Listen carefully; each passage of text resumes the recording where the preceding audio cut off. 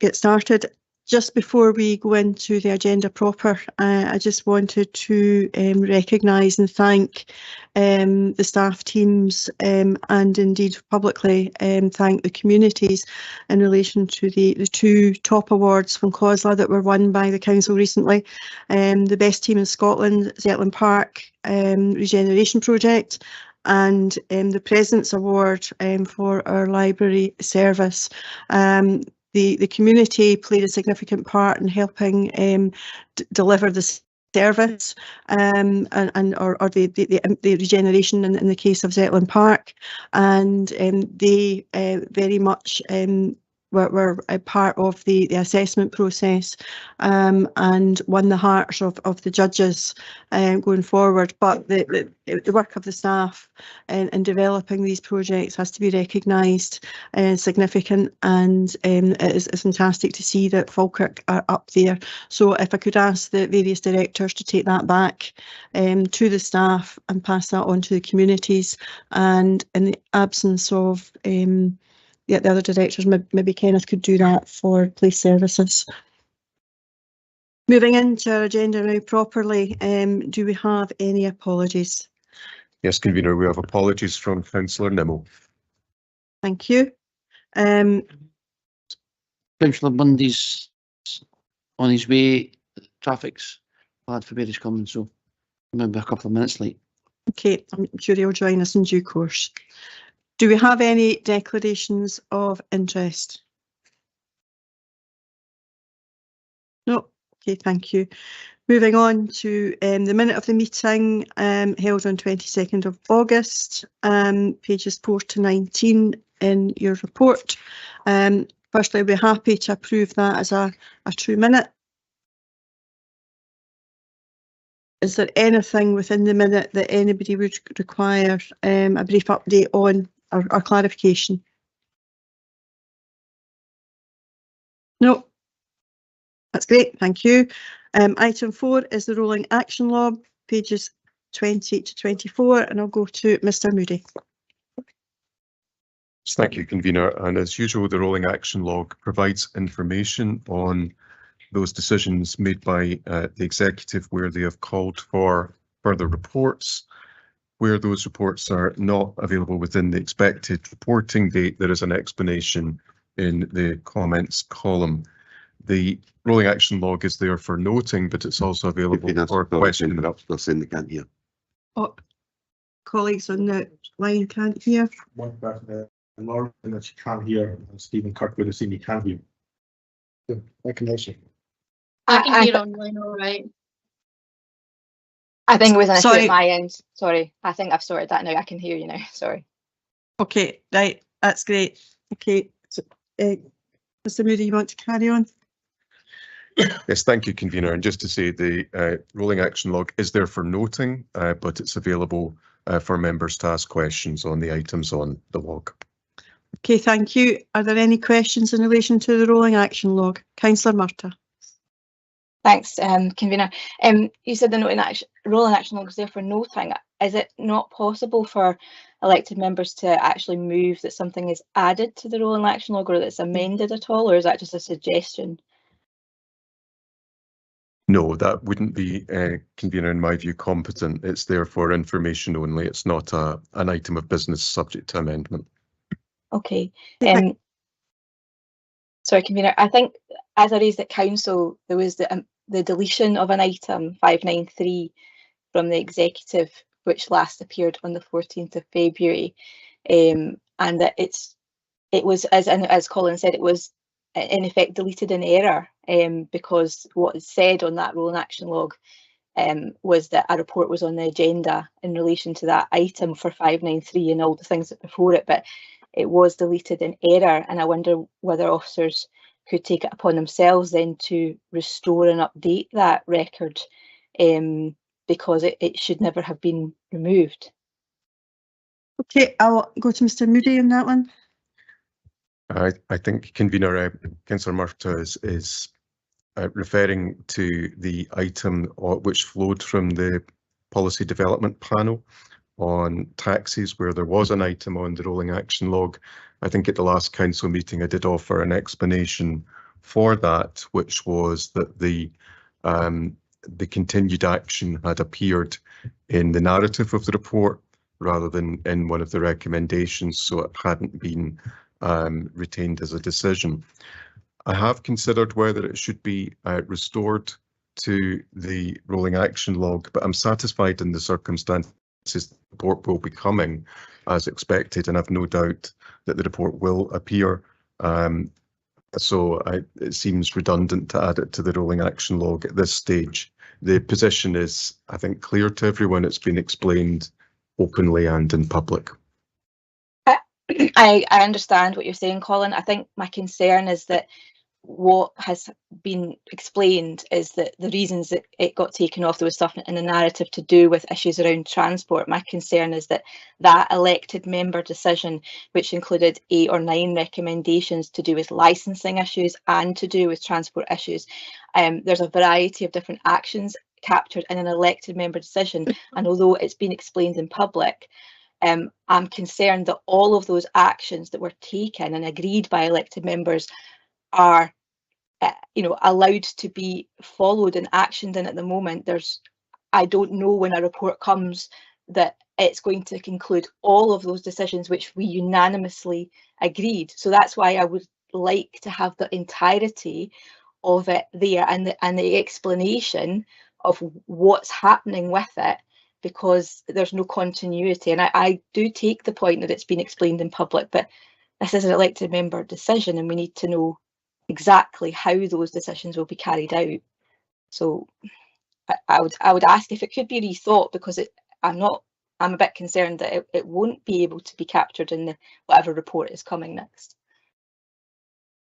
I hope the matter will become clear and resolved when the report comes to the executive, which I anticipate will be at the next meeting. I think Councillor Murtagh is entirely correct. There are a series of decisions which need to be picked up from the PDP, which were agreed by the executive, and I'm sure that is in sight of the members, the officers who are preparing the report. There's a report due on transport in the November executive, which will include the items from the PDP within that, and details of the progress on the various actions that flow from that, along with a number of other items. So I hope that will be able to give you the assurance that it will come back to members in due course. Okay, Councillor Spears. Thank you.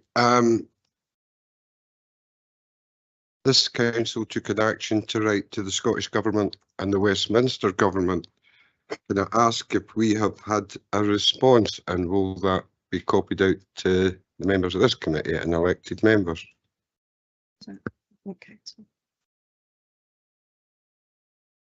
I think that flows from council, Councillor Spears, not from the action log from the executive.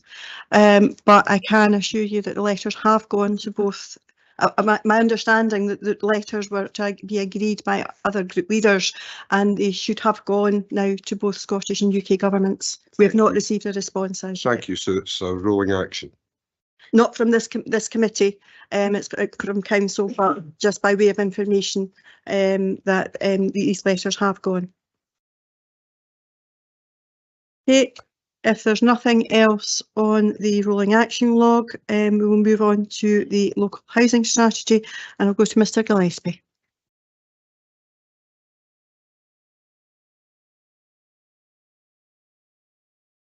Do you possibly use your microphone?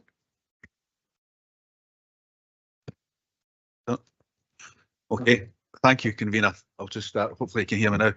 As I said, thank Natalie and Karen Strang and their team for the hard work throughout the year, and especially pulling together this 5-year local housing strategy and the strategic housing investment plan, which will be the report that will follow, but also staff who support our communities day to day and throughout this plan. As always, I appreciate members have read the report, so I will provide a summary of the most salient points. The local housing strategy is a comprehensive plan aimed at addressing the housing needs of our community and ensuring a sustainable and inclusive future. Our local area has faced significant housing challenges in recent years, with increased demands for affordable housing and services. These factors highlight the importance of our strategy approach to ensure that we provide suitable and sustainable housing and services that meet the diverse and evolving needs of our local residents. In section 5, the report highlights the key achievements of the previous 5-year strategy, including in excess of 1,000 affordable houses brought to use in areas throughout. 811 affordable homes have been delivered. 262 empty homes have been brought into use, which contribute to the overall housing supply target. Tenant support services were agile and responsive, as well as specific provisions outlined in 5.9 and 5.10 of the report. We responded to the changes needed by implementing a person-centred approach to help address poor mental health and social isolation and financial challenges, ultimately helping people sustain and maintain their tenancies and reduce homeless where possible. Section 6 outlines the housing need and demand projections over the next 5 years. This shows that our annual affordable housing target has increased from 123 per annum to at least 180 per annum. We also account for increased demand for fully wheelchair accessible housing and larger homes. This is reflected in our Strategic Housing Investment Programme, which is the next report which will be presented to members. Section 7 and Appendix 4 demonstrates a range of consultation that has informed the local housing strategy and vision, which is outlined as well in section 8.1. Based on the consultation, we have developed the following vision, working in partnership to ensure that everyone has access to good quality housing in a safe, sustainable and connected communities. Section 8.2 outlines the 7 priorities that have been identified via consultation with local people and stakeholders and evidence from our housing need and demand assessment. Priority 7, we have now 7, as I said, it was 6 previously, is creating a sustainable private sector, rented sector. It is a new priority for us to reflect the need for stronger private sector to help meet housing need.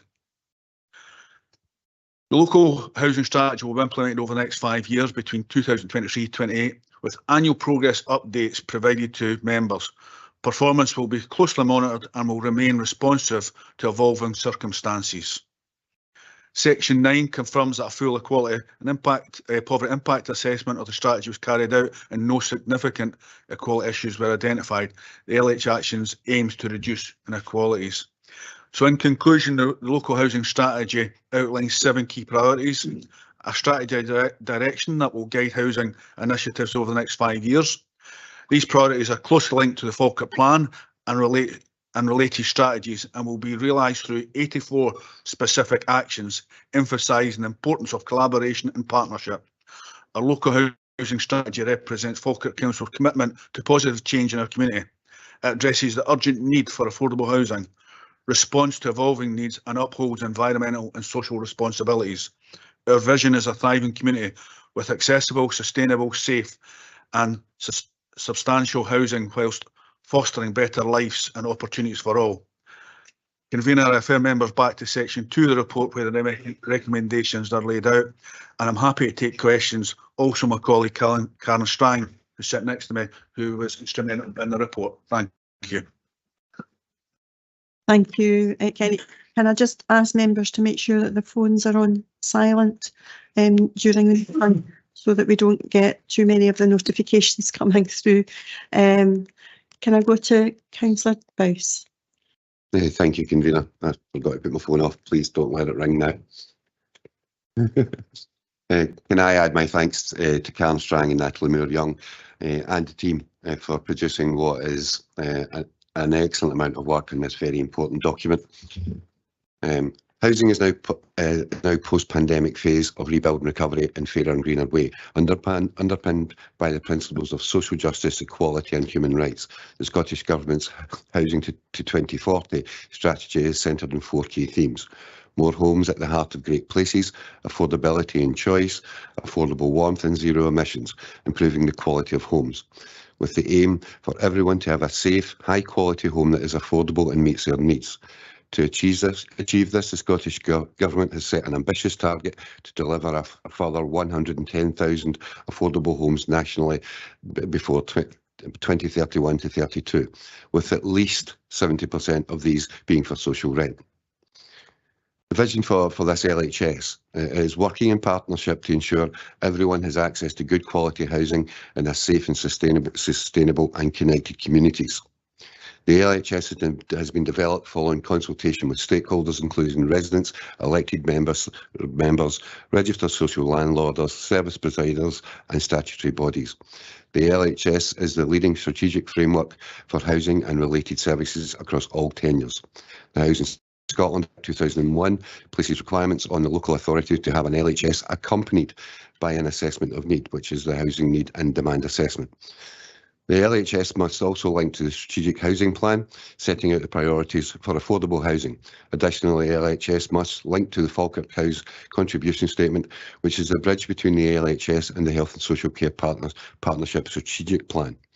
The first LHS consultation was carried out in March 22 until November 22. This generated 937 responses in total, 4 separate surveys. Focus groups, stakeholders were also carried out. In addition, we carried out fuel poverty survey between January to March 2023 with members of the Fuel Poverty Forum and the frontline housing staff. Second stage LHS consultation was carried out on the draft LHS over July and August 2023, which led to 53 responses. Scottish Government guidance highlights that a full LHS must be carried out every 5 years and should coincide with the Local Development Plan Evidence Report. The last LHS was approved by the Scottish Government in 2018. The new HNDA was carried out by housing and planning colleagues along with stakeholders. This took the Falkirk took into consideration Falkirk Local Development Plan. The HNDA was approved by the Scottish Government in 2022. Our proposals reflect the Scottish Government's high vision for high quality, sustainable homes. The LHS is aligned with the Falkirk Plan themes, which is local outcomes, local improvement plan for Falkirk. Account has been taken of the Falkirk Integrated Strategic Plan and the range of partnership plans reflecting the importance of good housing across all aspects of life. Most importantly, the LHS reflects the views of the residents on key issues for them. This has been woven throughout this document and is set fully in the LHS consultation appendix. Recent years have been unprecedented and highlighted the level of importance of our homes and places in moving our health and well-being.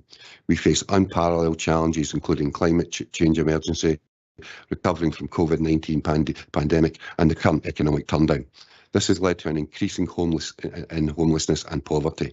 This strategy recognises the vital role and the related services play in Falkirk Council's area's social and economic recovery. The challenges are immense. However, we believe it are creating a synergy between public, private and voluntary sectors. We can combine our resources and efforts to maximise housing services, achieving more together than separately. As highlighted in the Falkirk Plan, our greatest assets is our people. As Kenny has already said, 811 affordable homes have been delivered in the previous plan from 2017 to 22, but importantly 262 empty homes have been brought back into use, which contribute to the overall housing supply target, and they also enhance the areas where people live. A homeless prevention team has been introduced, which is delivering new and innovative ways to collaborate and deliver initiatives to prevent homelessness. These include working with Employment Training Unit to reduce the number of homeless and repeat homeless presentations, particularly from males aged 25 to 40 years old. Working within schools to develop a module that can be delivered in those schools to raise awareness of homelessness and housing options for young people to create better pathways to settled accommodation. So our ambition for the next 5 years is to build between 900 and 1125 houses, and at the upper end that's a 35% increase. This, I believe, is an ambitious target, but also I believe it's also achievable. The housing needs and demand assessment consultation and research shows particular need for the following properties and housing support over the next 5 years. An acute need for larger properties, a growing need for wheelchair properties, including homes for families where one or more family members have a physical disability, since wheelchair housing is increasing amongst particularly our younger age groups. a growing need to provide homes in the area for people who have complex needs of care, support provision for people who have experienced domestic violence and abuse, and increasing numbers of people with alcohol and drug use who require specific support and certain tendencies. Collaborative working, as Kenny has said, with Falkirk Here Health and Social Care Partnership, our RSL partners, support providers and communities are critical to maximise the resources to address the needs of our communities. I ask that the Executive agrees this recommendations to this report. Thank you. Thank you, Councillor Bryce. Councillor Deacon. Thank you very much. So first I want to take a moment to thank Kenny and his teams for this short report. I won't take long as Kenny and Gary, as they have both spoken in depth. For me, I welcome this report. One of the key principal priorities is tackling fuel poverty, energy and efficiency change. It's one we can all agree with, and it's great to see that they are working towards LHEAS strategy that will come up later, and I'm sure Michael, Claire and the teams involved in that will be happy to see housing are working towards LHEAS. So I'm going to keep it really nice and brief, and I officially second the report and the recommendations. Okay, thank you, Councillor Deacon. I'll open it up now for questions. Councillor Spears. Thank you. Page 28. It's not an item. 5.3. Property conditions within the private rented sector. As you know, the largest proportion of housing in our district is private housing. Many people, due to the inflationary prices, are having to give up their properties and are moving in and spend time, because of cost, living in other people's houses. We have a great problem with a lot of private lets in Grangemouth, especially because of the high turnover of people going through some of these lets, that they leave the detritus, rubbish, beds, completely furnished houses lying in the garden.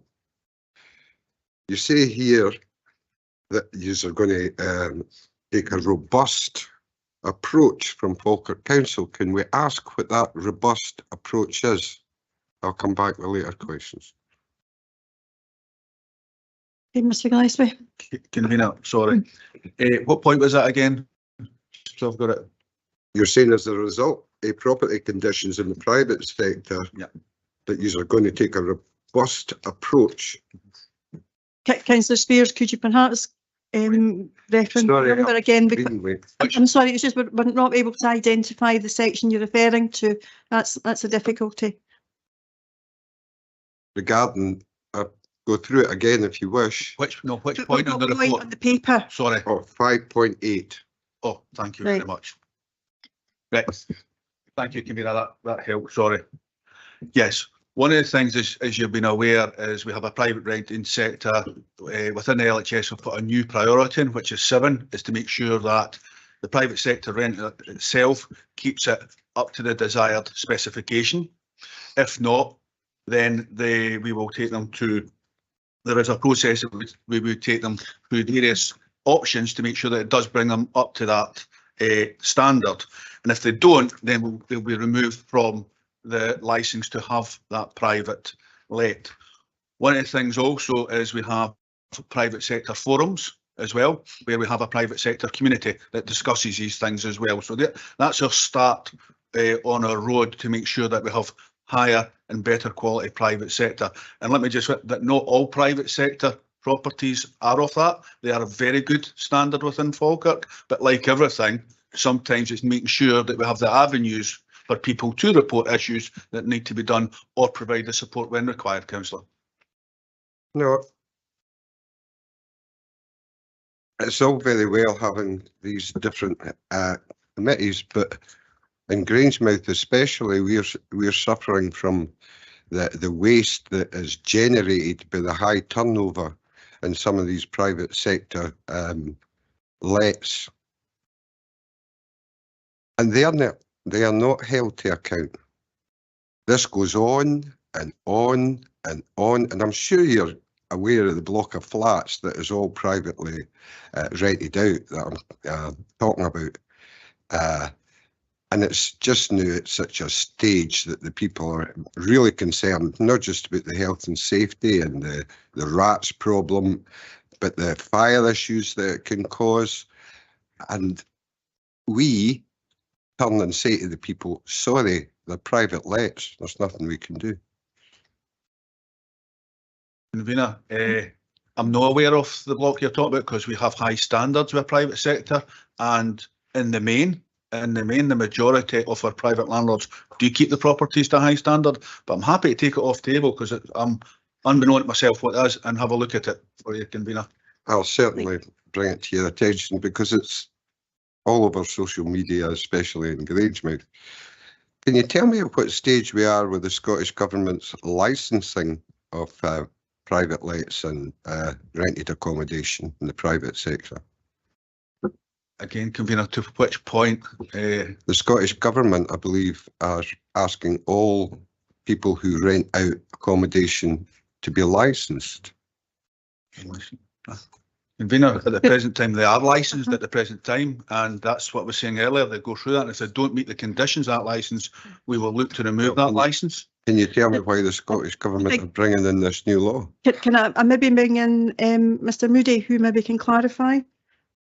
Yeah, I wonder, Convener, if Councillor Spears is referring to the short-term let licensing legislation. That's the licensing scheme which has recently been introduced. Private landlords, I think, are registered rather than a full-blown licensing scheme. But as I understand it, the short-term let licensing issue is not part of this item of business. Well, our concern as responsible councillors and a council that's elected to represent all the people, that we need to maybe seriously look at our private sector. And as it says here, no, sorry, to quote yourself, Mr Gillespie, we want a stronger private sector. I think we need to look further in depth how we achieve that and how we make sure that people who are renting are responsible for the tenants and the surrounding area to their properties, because everybody knows a private let, the garden never gets done. Okay, is that something that we can look at for the future and see what we can do within the law with regard to our private lets? Absolutely, Convener, but I would just put on record that we do have a lot of high standard private lets, and it's not for an area that it's of major concern, but we will certainly take that off and monitor it as it says within the report. Okay, thank you. Councillor Patterson. Ms Convener, we've seen in Appendix 1 that the domestic violence against women and girls is a particular issue in Falkirk. Of course, housing alone isn't going to tackle that, but housing is a big issue often for women fleeing for safety. I appreciate that we've got a number of partnerships to help support individuals, but I was wondering if we had any specifically trained housing officers to offer support, or if the whole team has trauma-informed practice. Mr Gillespie. Convener, our officers go through trauma training, Councillor, our frontline officers as well, and we have a programme of training.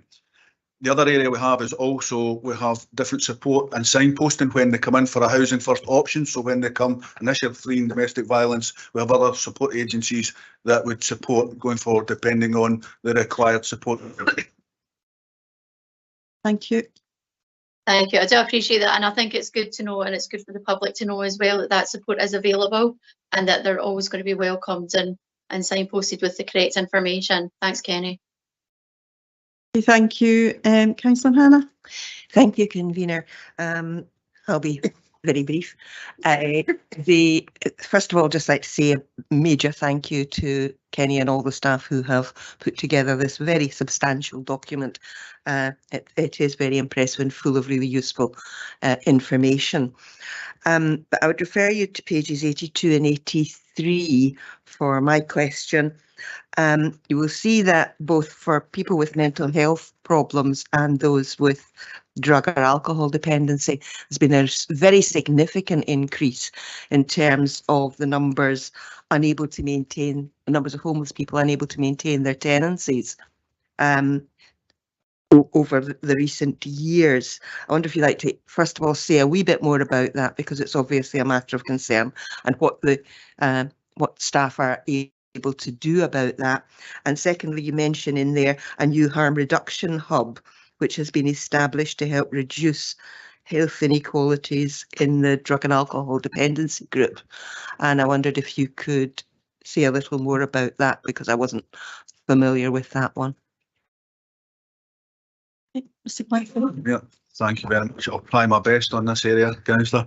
Certainly, we have seen a rise on the back of the pandemic of some drug use, alcohol use as well, and that's one of the things that we're dealing with coming out the pandemic. I think the other first is our housing first approach, where, as I spoke earlier about fleeing domestic abuse, we have regards to first point a full housing options appraisal, and again that's where our staff had additional training in regards to tackling alcohol, mental or drug use. We've also got a community practicing nurse as well within the housing, which will tackle some of the issues as well, and they'll be best informed to signpost any individuals who require that need. Subsequently, that's where the hubs came from, that aspect as well. Make sure, because we've seen a rise, it's all about reducing homelessness and catching and making sure that at the first point of contact is the best place to catch it. So then again, we'll get the right treatment, the right support in place for the individuals. And what I mean support is not just about the face-to-face support, it's any additional support out with financial support or professional support out with. And that's why we've got the dedicated hub that's there. But I'm happy to furnish more in-depth detail out with the committee about the hub, so you can have that discussion, Councillor. Okay, thank you. Thank you. I'll go to Councillor Kerr. Thanks, Convener. With regards to the new housing need and demand assessment, which needs to be carried out every 5 years, how does this impact on the National Planning Framework 4 policy? Okay, Karen. Hello, we start the housing need and demand assessment started by looking at the NPF4, the figures for that was our starting point, and we worked on that through the housing need and demand assessment. So we've worked together with our colleagues within planning, so we have taken that into account. Is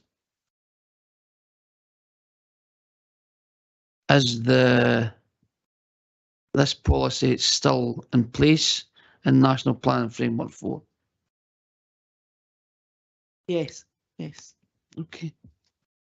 With regards to I don't know if it was 800 or 1,000 new homes for the next year. It is ambitious, but I think obviously it's not enough, because the people who are actively seeking new properties or alternative properties. And with regards to on page 81, the appendix 1, obviously the more Syrian vulnerable person resettlement, the Ukrainian settlement, Afghan, that's only going to increase the demand for people needing houses. So as an ambitious target, but how can we increase? Okay, Mr. Gillespie. Convener, there's two things. I think we look at every possibility increase by looking at what we say there, by looking at our buybacks, making sure that we're getting the right properties, tying back to what my colleague Karen had said there, and making sure that housing need demand tackles which the properties we need.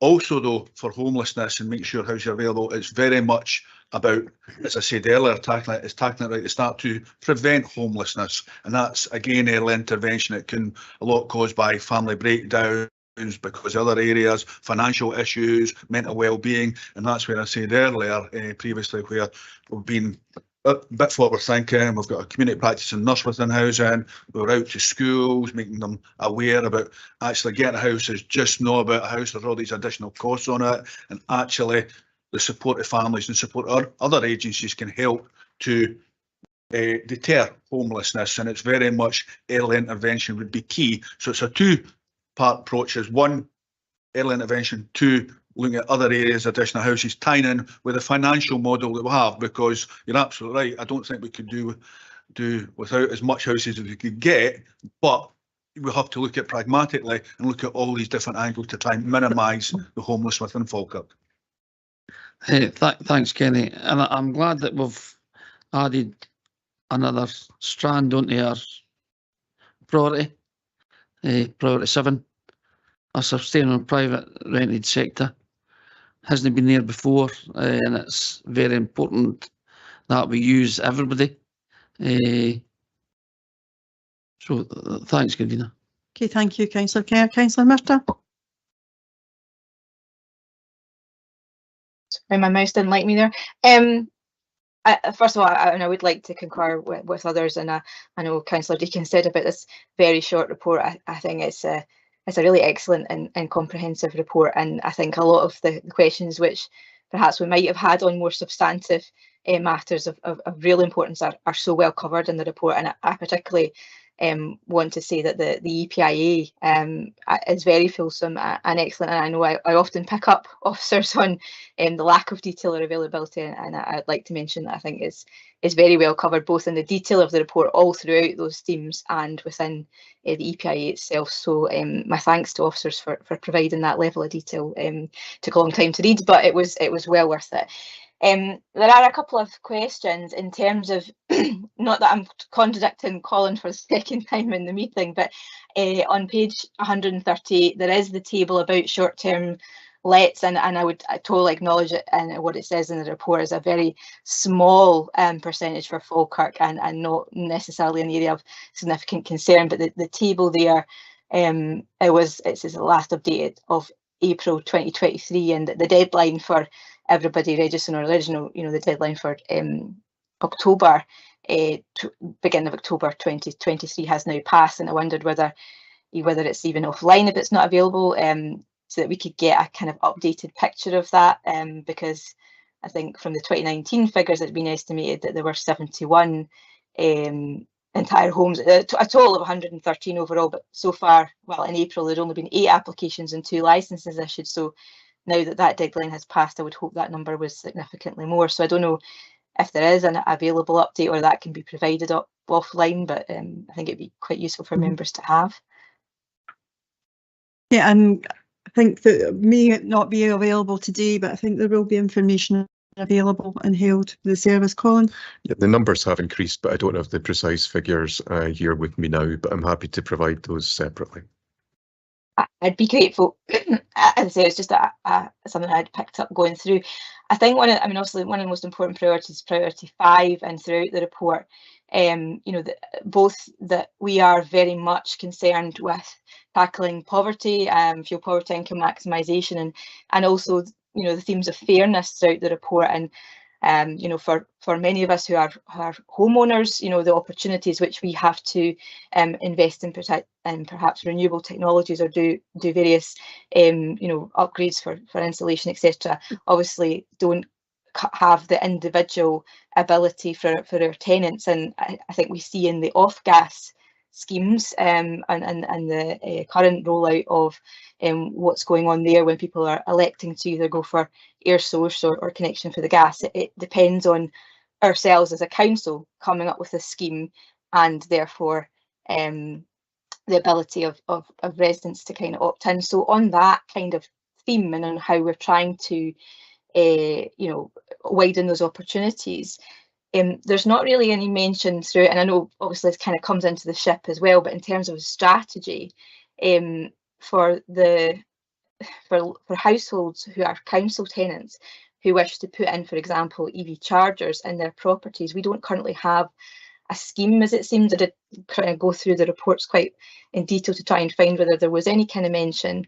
And I think that I know of a couple, even within local in Nolan Ward, who have, council tenants who they want to do that, they want to take that opportunity, but we don't currently have anything, and that would decrease their bills. It would help them to make an impact on our area-wide emissions, etc., etc.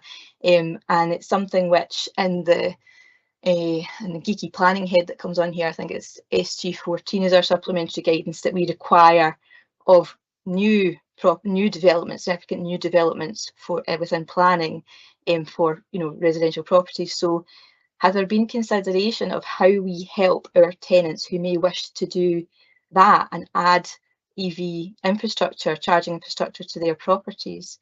Because I can't find any. Councillor Murtagh, I'll go to Mr Gillespie. Yeah, convener.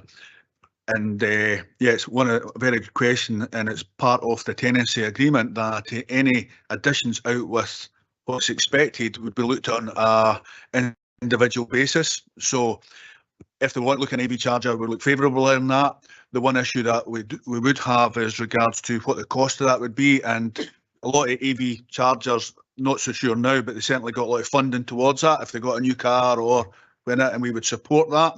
But other than that, we would look at these as individual cases and making sure that we can support that depending on what certainly EV, what the electrical box would do. But again, it comes down to individual house type and the supplies that would go in there. But certainly things that we look individual basis and ties back to the needed individuals in their property.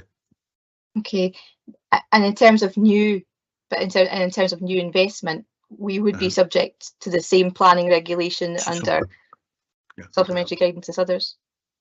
Yes, at the present time, yep, we do that, and we make sure the feeds are there for that if that's required. And actually, we're ahead of the game. Okay, we put that as part of the air source heating and that for any new build before licensing came in. Councillor. Okay. Thanks for that. Okay, thank you for that. If there are no further questions, are we all agreed on the report? Okay, thank you. We'll move on to item 6, which is a strategic housing investment programme, and it is again across to Mr Gillespie. Thank you very much, convener. Again, as previously, I'm aware that members have read the report, so I'll just try and summarise this very quickly. The Strategic Housing Investment Plan of 2024-29 is ambitious and sets out our strategic investment priorities to meet housing need and demand over the next 5 years, supporting stronger and healthier communities. Section 4 provides some background and highlights our resource planning assumption for 2023-24, which was circa 12.5 million. Sites in this programme are owned by the Council General Fund or Housing Revenue Account, purchased by registered social landlords, or made available through affordable housing policy. There's been significant increase in construction costs through Brexit and COVID pandemic, and are now further exacerbated by increasing inflation. This puts additional pressure onto already very tight budgets.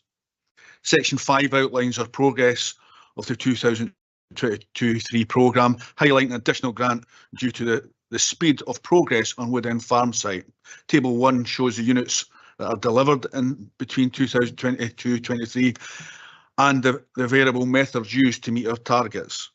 Our housing need and demand assessment highlights the need for larger properties and full wheelchair accessible units. Section 6 outlines a plan from 2024-29, also within our Appendix 1. The Strategic Housing Investment Plan is adapted and may change in response to various factors, and I make members aware of that every year, that it's very fluid. Table 2 outlines future resource planning assumptions for years 24 on to years 26. We have also developed a shadow programme of sites to progress if planned project timescales slip, which is shown in Appendix 1, which is 25% of the main programme, and that's requested by Scottish Government, and also shown as a balance between council and registered social landlords. The local housing strategy aims for 5% of properties to be fully wheelchair accessible. Members are aware that the buyback scheme helps to meet housing demand and provides a steady supply of additional units. The average cost per unit for buybacks has doubled to circa 110,000 in 2022-23 compared to circa 57,000 when the scheme was introduced in 2013-14. We continue to still buy back circa 80 properties a year. The Strategic Housing Investment Plan is funded through a combination of Scottish Government Affordable Housing Supply Programme, Falkirk Council Heavenly Account and Registered Social Landlord Private Finance using Second Homes Tax and Affordable Housing Policy commute sums where and when required. Also within Section 8 highlights the risks which are outlined in 8.4, 8.7. In conclusion, this report sets out a balanced programme over the next 5 years of the Strategic Housing Investment Plan, which will deliver a range of affordable housing sites to help meet our housing need and priorities. And again, Convener, I would refer members back to Section 2 of the report where the recommendations are laid out. And as always, Karen and myself are here to answer any questions. Thank you, Mr Gillespie. Councillor Bowes. Thank you, Convener. Can I add Susan White to the previous list of people who worked on the reports, because Susan's obviously had an impact in this report individually. The Scottish Government provides councils with an indication of grant funding to deliver affordable housing supply programme. The resource planning assumption for this year is 12.55 million.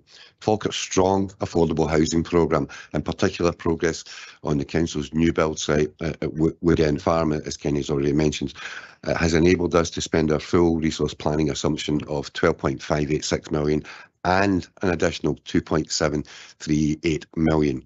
This took the drawdown on to 15.3324 million in 22-23.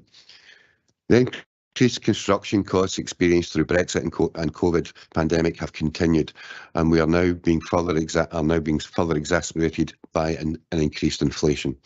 We are trying to deliver projects as close to budget as possible, with value engineering taking place to scrutinise specifications and costs. Savings have been identified through this process for future sites. Register of Scotland indicates that from quarter 3 of 22-23 to quarter 1, 23-24, there sadly has been a 13% fall in the number of house sales in the Falkirk area. This obviously then has an effect, and it reduces the numbers of potential buybacks that we can actually have in this year. A total of 164 affordable homes were delivered in 22-23. Notably, 11 houses through the Scottish Government shared equity scheme, as without this discounted price for properties, this would have been these houses would have been costed about circa £200,000, which is not at an affordable level. The project was at Stirling Road in Larbert, and rather than taking a payment of £200,000 in lieu of housing, we have now delivered 11 affordable homes on that private site. All 11 houses were sold in shared equity basis to local people, 5 of whom were key workers, 8 of whom were first-time buyers. Affordability assessments were carried out and people purchased between a 60 and 80% share of their property, with the remaining equity being held by the Scottish Government. This is something I hope to see come forward in the future to more developments. The partnership between the Health and Social Care Partnership and the Housing Department at Oakbank is a great example of working together with partners, and has allowed the Oakbank site to be developed, and I look forward to the delivery of 28 ambient and disabled homes on that site. The report sets out the resource planning assumptions for the projects for the SHIP, but it also adds 25% margin for additional projects, as was mentioned earlier by Kenny, but this drawdown and the extra 25% due to progress we have made on our builds. And you will see from the report that the shadow programme is there. The shadow programme is an important thing in that should we have any slippage ourselves, or should there be the potential to, if other councils don't spend their money, it will allow us again to maybe pick up some of that money. The SHIP has to be flexible to react to financial conditions, either positive or negative, at any prevailing date, and to deal with the vagaries of the construction industry and the normal challenges of developing sites.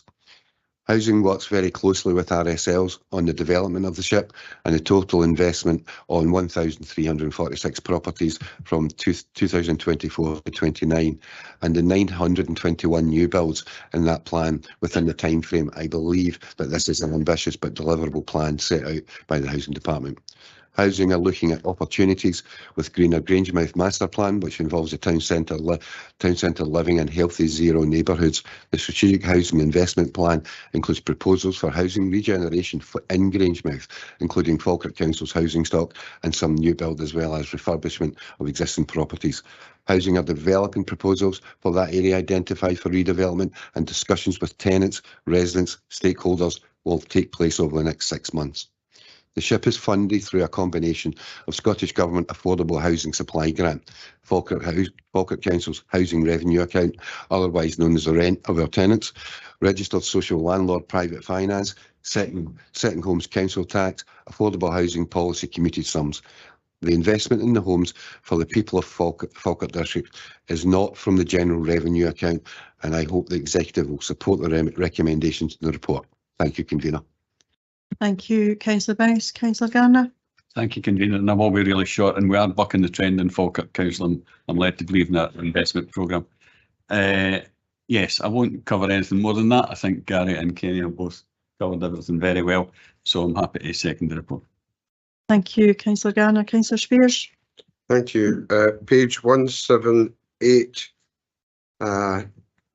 number 3, 3.1 and 3.2. I have 2 questions. Some of them maybe are for the climate change portfolio holder. You say in 3.1 that registered social landlords, partners and other are also prioritising climate change in their own future plans. Can you tell me how that's monitored and if there's any checks and balances done? And my second question is on 3.2,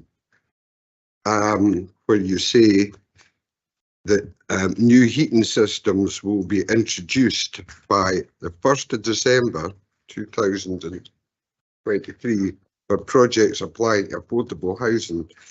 Can I ask what kind of zero carbon emission boilers you're putting in these properties? Okay, Mr. Gillespie. Thank you very much.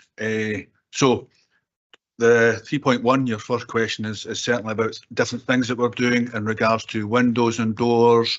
We look at when the new build is up to the latest standards. You get bronze, silver and gold standards, and they're the things that we use, and we monitor that as well. So that's all part of what we do, how we do it, and also the information we provide back to Scottish Government in regards to our SHIP. So there's a raft of areas that we do monitor on that. We also tie that back to looking at the energy efficiency of the house. When we put these things in, there's calculations, and that meets at each standard as well. So they're the ways that we do monitor it, and we make sure that that's comfortable. And within Falkirk properties, we're very much in the high 80s of meeting the each standard. I understand this is for social landlords. Yes. But does that include the private landlords? This is for the SHIP for social landlords. But yes, any new build, but anything will need to meet these high standards and will be monitored as part, as previously said, in the local housing strategy. This is a question that I'm not sure. Do we, as we continue with our housing stock to improve it, to make it more energy efficient, our warmer homes policy, do we ask that this is done by social landlords, other social landlords, and the private let section? Yes. Do we have any record of this has actually been carried out, especially with private lets? Because, as you know, some of them are in a terrible condition. As previously stated, yes, we do. And it's recording put, and they are subject to the same checks and balances as all. And when there is new, they're followed by building control and planning requirements as well, just like we are. Okay, thank you. Councillor. 2 questions. The next one was kind of boilers that are getting put in. It's actually ground source or warm heating that we put in from there, and that's the type of boilers that are energy efficient in regards to the green energy that we're putting in as well. And that's over some of the areas that we heard earlier for a local member, and some of the off-gas areas, and certainly that ties also into new build where we have solar panels as well. how is that available in built-up areas, especially if there's major renovations, as was mentioned about Greensmouth Town Centre? I believe it said 10 houses were coming to Greensmouth Town Centre. So what kind of heating systems going in there? It would be a green energy system, which could be ground source or air source heating, supported by solar panels. Thank you. Councillor Murtagh. Thank you, Convener. And I think probably have some questions to this for a much later report on the agenda about the climate change strategy, but just following on that point.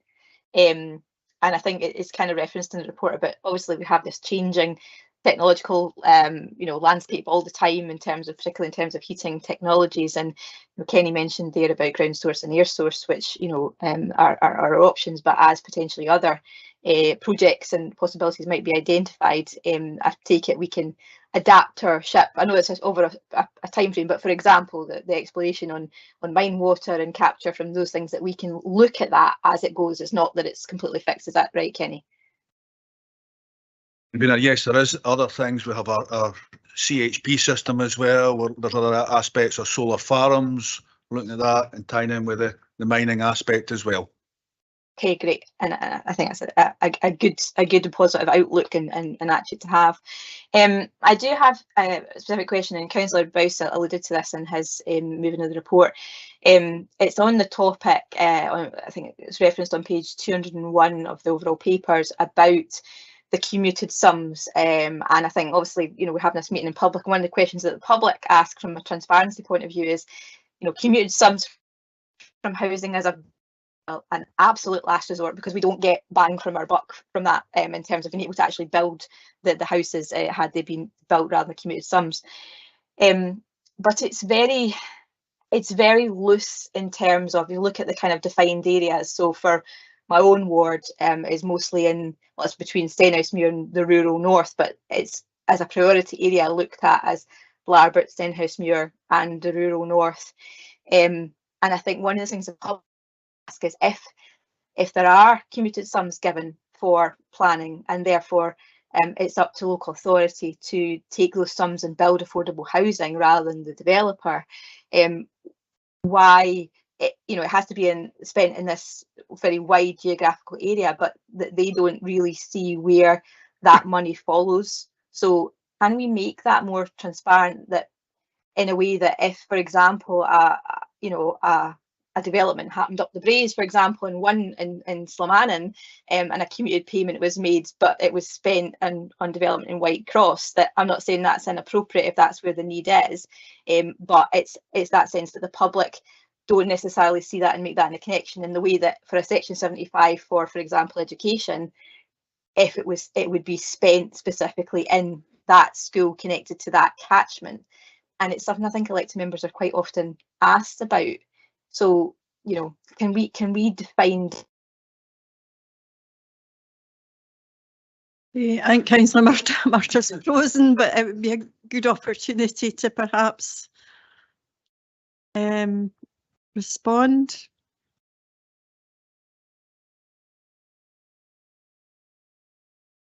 Okay, you're back with, you froze there for a minute, Councillor Murtagh, apologies, but we got the question, and I'll go to Mr Gillespie to respond. It's one of the things we could actually add into the update for next year's SHIP, and off table I can provide you where we've spent it so far, but we can make it more transparent and make it in the SHIP in our yearly update where we've spent the commuted sums, if that would help. That would be great, and if we could have a discussion or something provided to all elected members, because it's regularly brought up, and I can understand why the public would be concerned about it. So thank you for that, Kenny. Okay, thank you. I'll go to Councillor Hannah. Thank you, Convener.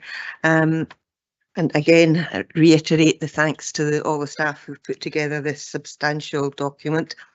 I've just got a fairly straightforward question. You've described this this particular strategic plan as ambitious, and I would agree that it is. It's clearly ambitious, considering 22-23 there were no council new builds, and 24 29, you're anticipating significant new build.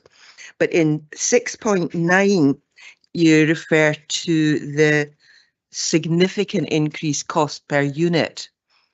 And that is obviously a matter of concern. And in addition to that, in Section 8 under risks, there's the risk of inadequate funding being referred to.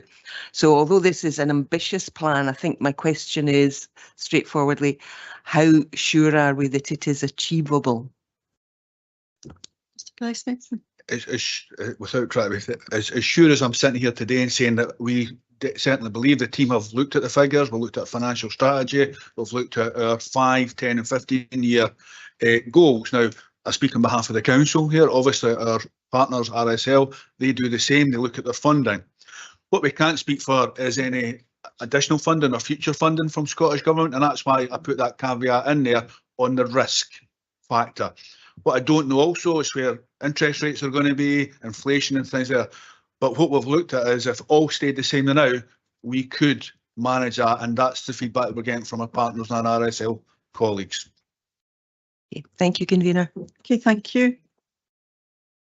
Councillor Kerr? Thanks, Convener. With regards to page 187, and all the providers and our own ambition to build these houses, and it's probably not for this meeting, but can we get a date to say when these are going to start and when the likelihood of them going to be complete?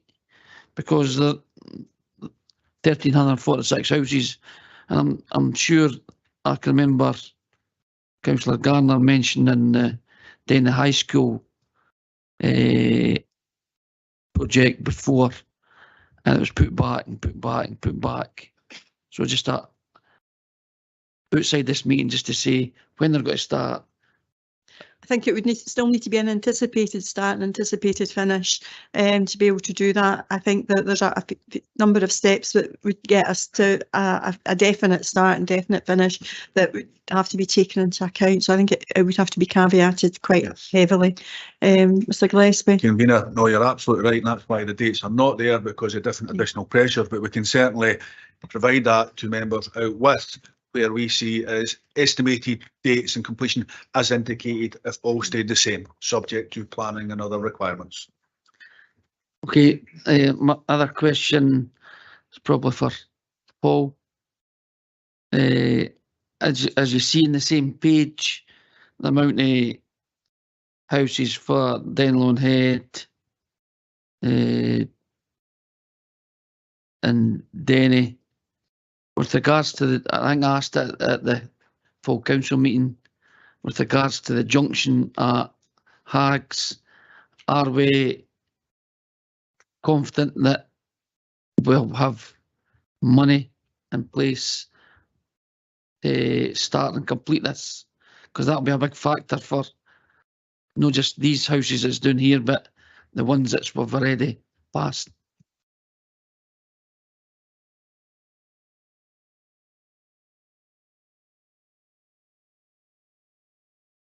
No.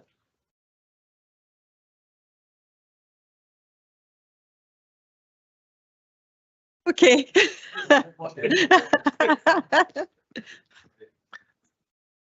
Thank you, Convener.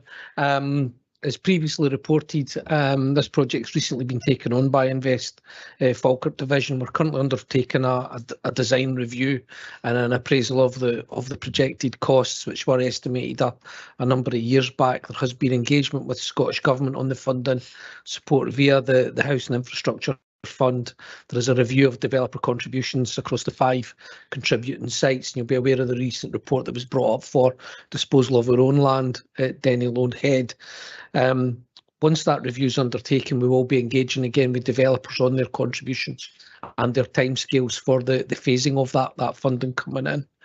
We'll then progress any amendments that need to be made to that, and ultimately we will report back on the progress of that following us commencing the tender process. So that will give us an indication at that stage whether or not there is a gap in funding. If there is, then clearly in a similar way that we dealt with Den Eastern Access Road, we may have to go back to developers and review their contributions, and that would include obviously any contributions from our own interests. It's a similar approach, as I say, that was undertaken at Den Eastern Access Road, where there was similar delays and complexities. I'm hoping that certainly by the turn of the year we're in a position to have a key number of milestones and timescales for taking the project forward. Thanks, Paul. Last question, and I mentioned that at the last report as well, with regards to the housing need demand assessment and the housing supply target.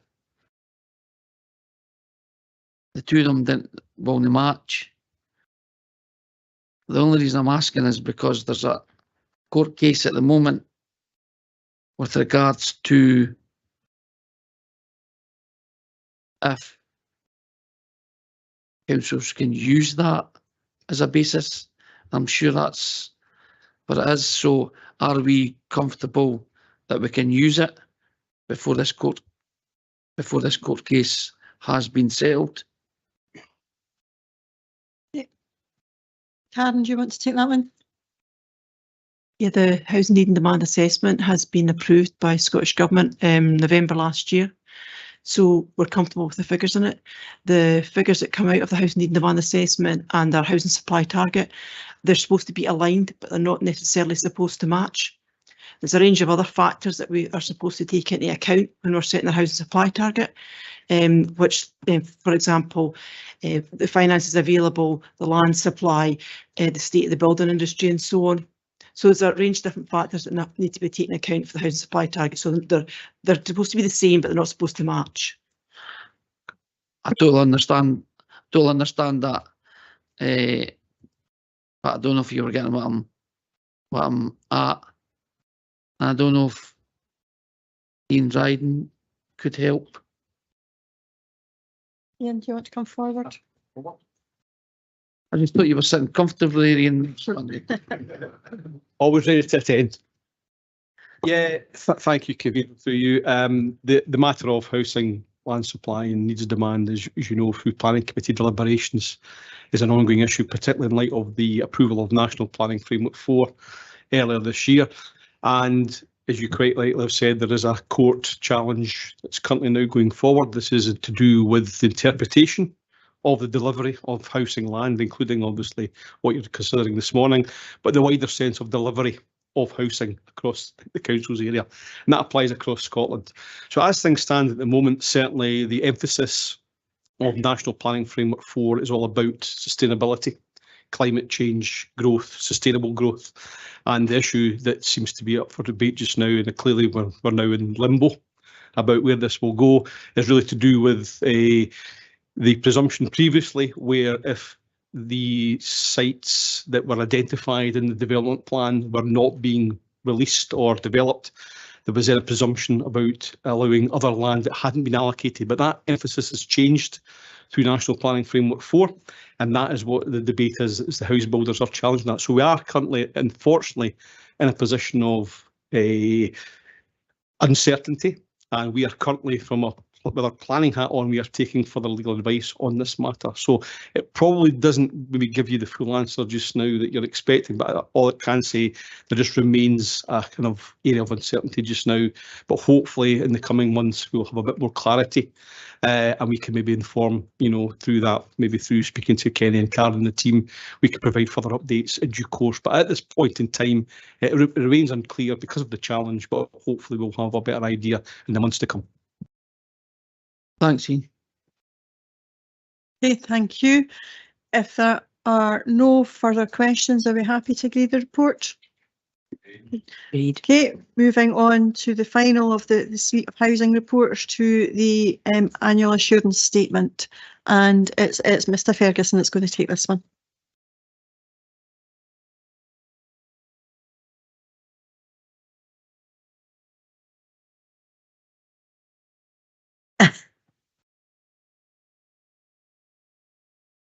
Thank you, Convener. So as you say, it's the last of the 3 housing reports for today. Can I take this opportunity to thank Daniel and his team who compiled this assurance report along with the support of the internal audit team, and more importantly possibly the wider team who deliver housing services every day. I appreciate members have read this report and many will be familiar with its format.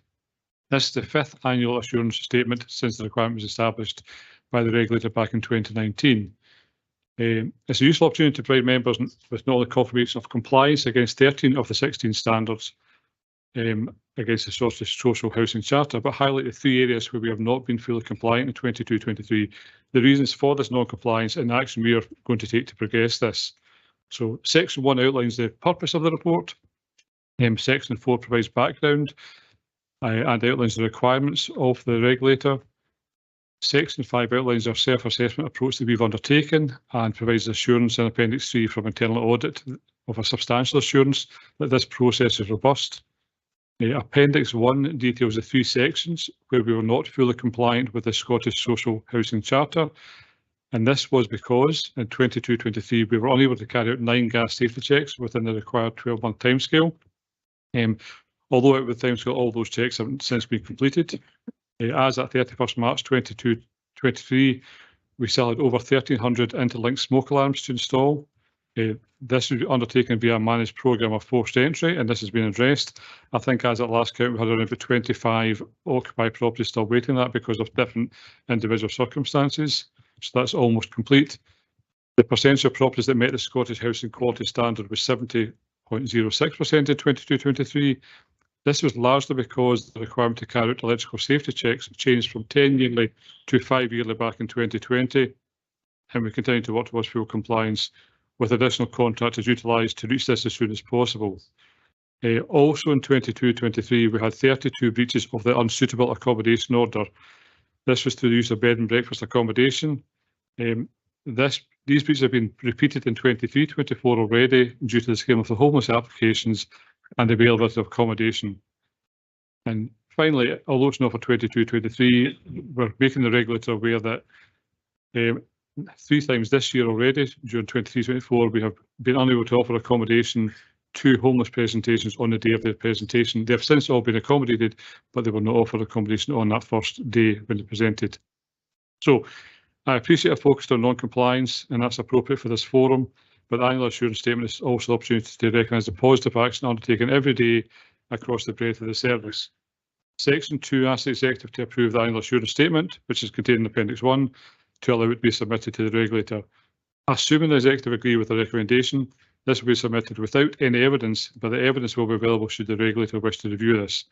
It is a matter for the Executive to decide if they have seen sufficient evidence to be assured, and to aid this, Appendix 2 contains an evidence checklist, details of each requirement and our assessment of our position relative to this. I am happy to answer any questions on this statement. Thank you, Mr Ferguson. And Councillor Rice. Yeah, thank you, Convener. You'll all be quite relieved. I'm quite short on this one. So, yeah, there are 16 standards. There's 3 that we don't comply with. Some of the standards are quite severe, but for good reason. They're quite severe, and particularly the gas safety check one, because the amount of gas safety check we do every year is in the hundreds and many hundreds, and we missed on 9. But the standard for gas safety checks is 100%. Even one gas safety check not being done would be a non-compliance. So to have 9 out of the many that we do have is a reasonable performance, but it's still not compliant. And I know, because having spoke to the service, they've got a laser focus on getting that sorted. On the installation work for the smoke and fire alarms, unfortunately, and like other things, because I know we have it with the window and door programme at the moment, not everybody wants to have these things done. So there is a few which we've had to get assisted access, we'll call it, and that's really the main problem there. The change in legislation was always going to be tricky because it ran out of sequence for where we were, but I understand we're very close if we haven't actually to date just about got that up to date. The difficult one is the homeless one. We've spoken many times in this chamber about the difficulties that we're having at the moment with asylum seekers, with people from many countries throughout the world. We've got to be there. We've got to help them. So it's adding pressure to our own homeless level. A lot of the ones, I think Paul touched on it there, sometimes it's not, from what I'm listening, it's not long term, it tends to be a short term, but it's still not compliant. I'd like to thank the housing team for the briefings they've done with all the groups on this, so that everybody hopefully can understand exactly where they were. And I will, with that, I will move the recommendations in the report. Thank you. Thank you, Councillor Bounce. As I'm required to sign off as convener of the meeting, I'm going to second the report. I think where we have not been compliant, we've recognised, and I've put in mitigations to say that will be something that we will look to not happen again. And I think that there's a bank of evidence there that has been shared with elected members in order to be able to do that. Vast majority of the areas we are compliant with the Charter. And while we can say that there's extenuating circumstances, I think the direction of the service is that we want to make sure that we are fully compliant rather than just fall back.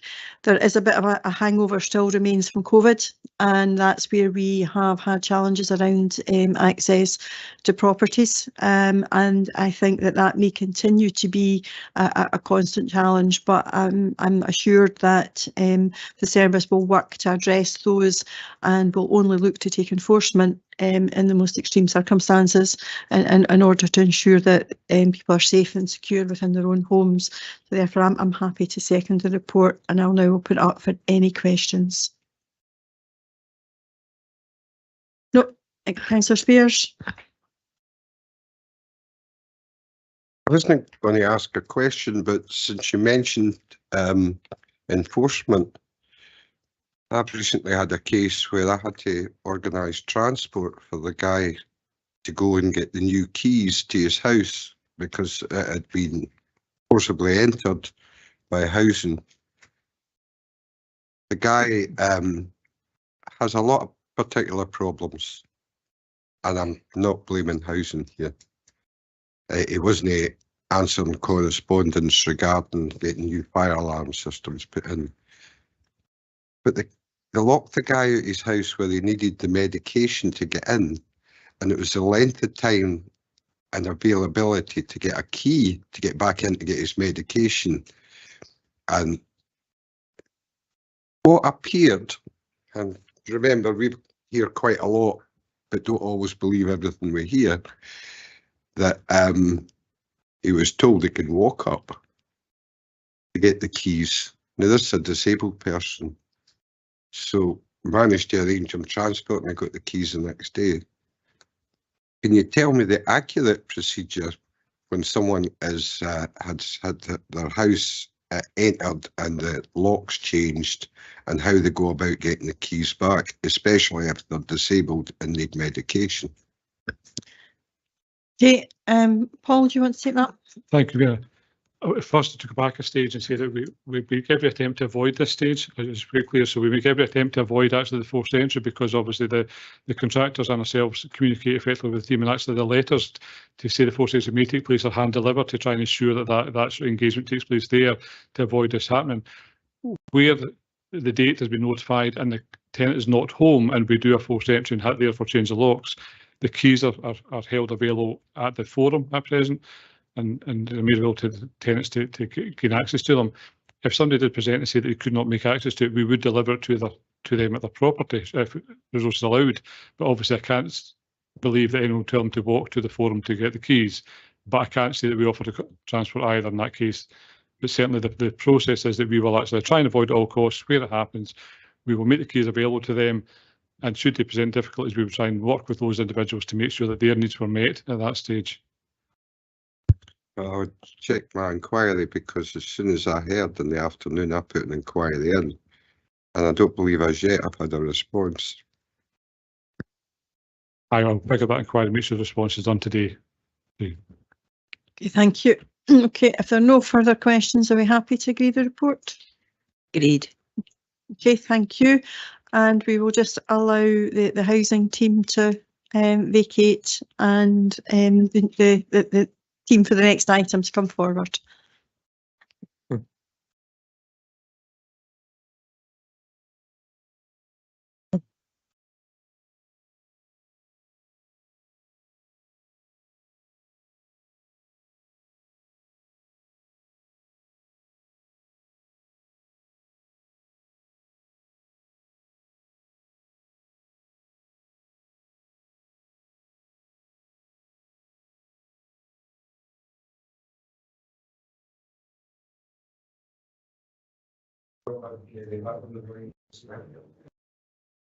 Stopped up there, that's what different.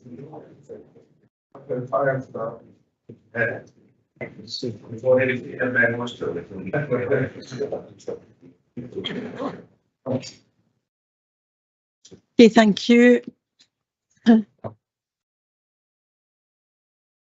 Moving on to the next item, which is item 8, and it's a climate change and action plan. And we have Ian Dryden, who's going to take the report, and he's going to be supported by Claire Gibson. Thank you. Thank you, Convener, for that. And before I start, I just want to take the opportunity to thank Claire and her team for pulling together the documents that are for your consideration this morning. And you'll see from the report before you that this concerns 2 strategy documents, the first being the Council's climate change strategy, and also related to that there's an update on the climate emergency action plan.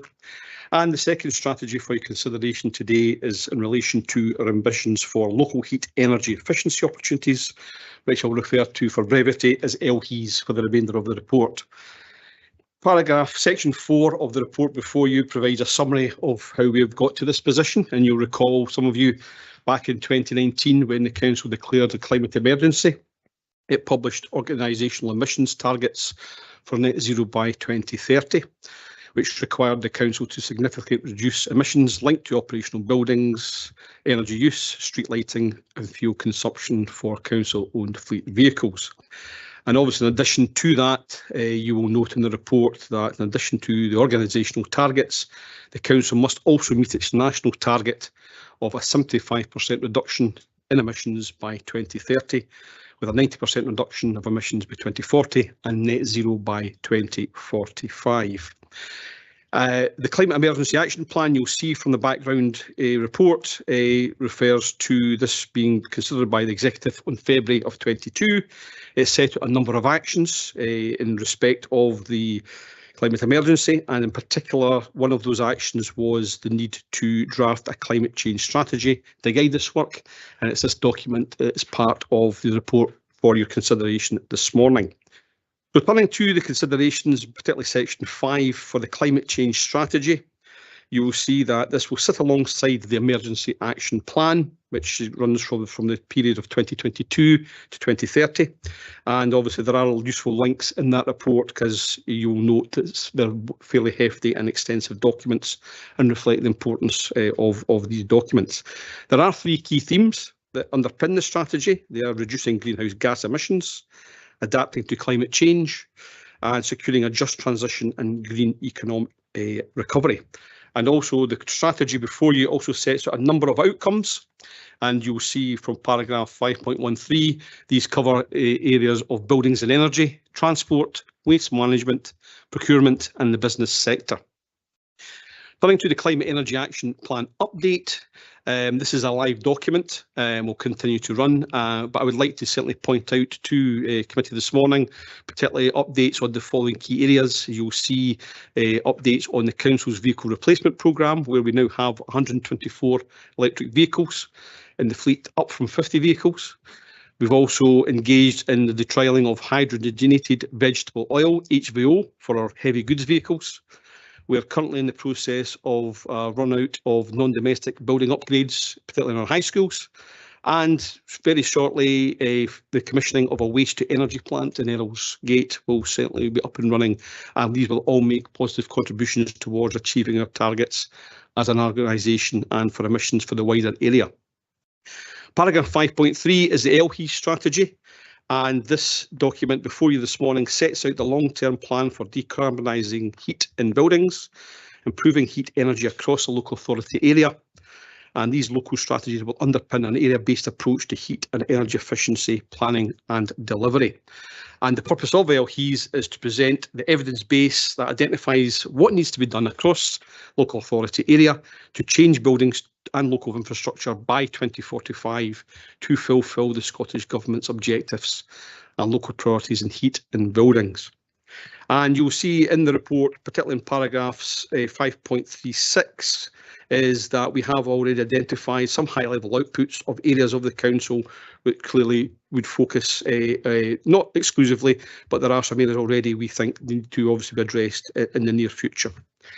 Current progress towards net zero targets, you'll see in the report before you there are a couple of graphs which explain where we are to date, particularly with our organisational objectives. And figure 1 shows where we are, and I think it is in the report clearly an area where we need to obviously recognise the scale of the financial challenge that we face as an organisation. We're not unique there. This is something that's happening across the country, but you will certainly see in terms of our challenges towards meeting our organisational challenge of 2030, that remains a challenge, but I think it's important that we recognise and the ambitions, and clearly we will continue to look for external sources of funding to support the carbon reduction gaps. Figure 2 is the interim reduction target for the council set by Scottish Government of 75%, and you'll see in a positive note that in terms of our 75% projections, we are certainly on track to assist with that, and certainly one of the reasons being that, for example, is our HVO trial, which has produced lower emissions, and that's to be welcomed and is seen as a positive move towards our overall obligations towards net zero. I think it's also important to point that there are a number of other projects as part of this where we have our strategic property review, which, as you'll be familiar, is ongoing, and this could also make a significant contribution towards our emissions reductions. And also moving on in a similar vein, we're also looking at the issue of carbon budgeting, both in a revenue and a capital context. And there's a bit of work that's already been done on that, and that will continue to be done. So a summary of that is provided in paragraph 6 of the report. Paragraph 6.2, you'll recall at the March 23 budget, there was the agreement to spend the council reserves on investing in sustainable energy solutions. And you'll see particularly in page 297 through to 298 that we have identified some projects, and there was touch on this morning in earlier reports, that we could look at the Calendar Park heat network along with Hull Glen Solar Farm and mine water geothermal projects, and you'll see there is a summary of where we are, and these are something that we want to continue with as part of our obligations. In terms of consultation, these are very significant documents, and they have been the subject of extensive consultation, and you'll see before you in the report this morning under paragraph 7 that consultation has been undertaken both in climate change strategy and the LHEs consultation. Generally, there have been positive feedback in these surveys. I think there's a recognition for our citizens in Falkirk that there is a concern. There's a growing awareness of the challenge that we all face. And I think this is a challenge we all have to face, and collaboration is a key here as we move forward. In terms of the financial implications, it's already been highlighted that we are under significant financial pressure. And clearly, while these documents are here before you this morning with seeking your approval, these are live documents. These will continue to be reviewed periodically, and we'll hopefully be able to update you in due course as we move forward, as we face the challenges ahead. Clearly, in terms of Section 11 risk, you'll see in the report there is a risk on the outcomes met with the climate change strategy. And clearly the risk we will have to carefully monitor. But I think what's important, a key positive outcome so far has been the formation of the Corporate Sustainability Working Group, which is across the Council's organisation, involving internal and external stakeholders. And I think a key way forward is to ensure that that group certainly continues to meet regularly and to address the demands that we face as a council. I think it's also important to say that Claire and her team have also been instrumental in rolling out the carbon literacy training, which I'm sure some of you, if not all of you, been on. And the plan is to try and continue to roll that out to increase the greater awareness, not only within ourselves as an organisation, but for our citizens of Falkirk as well. So to conclude, the report before you highlights the current progress made with the Climate Energy Action Plan. And obviously I've already highlighted, summarised that there are 2 key strategies that we're asking you to consider, and happy to take any questions. And I have Claire Gibson with me as well from our climate team to answer any detailed aspects. Thank you, Convener. Thank you, and just to very briefly add my thanks to Claire for the briefings. They were very good and much appreciated. I'll go to Councillor Deacon. Thank you very much, and I want to just welcome Claire to our first executive. I know she's really embarrassed, so just give her a wee red face. So in 2019, Falkirk Council declared a climate emergency and set an ambition to achieve net zero by 2030 on certain emissions such as energy and operational buildings, fuel for council-owned fleet, and electricity for street lighting. Council is also required to support the national net zero and interim carbon reduction targets on all Falkirk Council emission sources and area-wide by 2045. It is important that we as a local authority take strong and ambitious action to support the delivery of these targets. That is why I'm delighted we are presenting the Council's Climate Change Strategy and Action Plan, as well as LHEAS and Delivery Plan. Both documents have decarbonisation at the heart of them. The Climate Change Strategy sets out how the Council intends to support decarbonisation in terms of our own emissions and emissions area-wide. There are several outcomes that the strategy will support, including energy, transportation, waste, procurement, business, industry and wider land use. The Climate Change Plan provides an update on actions set in the first plan agreed by Executive on 22nd February 2022. The Action Plan contains key actions that will support or drive towards net zero. The second strategy for consideration today relates to our ambitions in terms of local heat and energy efficiency opportunities. The strategy provides a long-term plan for decarbonising heat and improving energy efficiency across the Falkirk area. Councils need to address the issue of fuel poverty, and this strategy is a key component that we believe will benefit our communities as we identify and deliver low-carbon heating solutions. The LHEAS strategy identifies areas that would be suitable for a heat network. Heat networks are an efficient way of heating many properties, and depending on the technology, a low carbon solution for heating. The key delivery plan, part of LHEAS, sets out the actions of the council will take to decarbonise heat and improve energy efficiency across the area. Members should note the importance of having an ambitious climate change strategy and supporting the council securing external funding to continue to strive to meet our net zero ambitions. Local authorities in Scotland are required to produce a local heat and energy efficient strategy and delivery plan by the end of 2023. If agreed today, Falkirk Council will be one of the first councils in Scotland to publish its final LHEAS strategy and delivery plan. While we as elected members may have our different visions for national politics, I'm confident we have the same goal of improving the local area. I want to thank the officers for all their hard work in preparing these documents for consideration today, and I'd offer my support on recommendations contained at 2.1. Thank you. Thank you, Councillor Deacon. Councillor Garner. Thank you, Convener. I'm just back for the SNP conference, and there was a couple of fringe events where the LHEAS was mentioned, and it was good to be there and know that Falkirk's doing a lot that other councils aren't doing yet. So we are quite far along the road for that, so I thank both of you guys for that. I'm not going to dwell on anything. I think Brian and Ian have covered everything that's in the report. So yeah, just happy to second the recommendations. Okay, thank you. Councillor Spears. Thank you. It's a question, my second question today for the portfolio holder. You mentioned that the council will support everybody across the area. So that means there's going to be parity across the district. Is that correct? First question. I don't think that's something that the portfolio holder can actually answer without having a bit more detail. Well, it's to get back onto my subject of today. Our owner occupiers and private house owners, they don't get any insulation grants. They never qualify. They qualify to pay more tax, but they don't qualify to get their house insulated. Is there any parity across the district so we insulate all our houses and not just local authority houses? You'll see it quite clearly in the 4 blocks on some housing schemes where you get what we call Battenberg houses. You can have 2 houses in the block with external insulation, and the owner occupiers don't have that.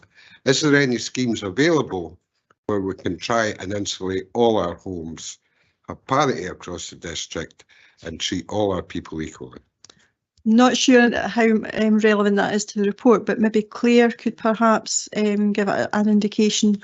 I think it comes under carbon zero. Well, from her perspective, because I think it strays into other areas that isn't really appropriate for this report. Yeah, thank you, convener. So there are a number of schemes, and as you identified, councillor, that they're not all appropriate for private homeowners.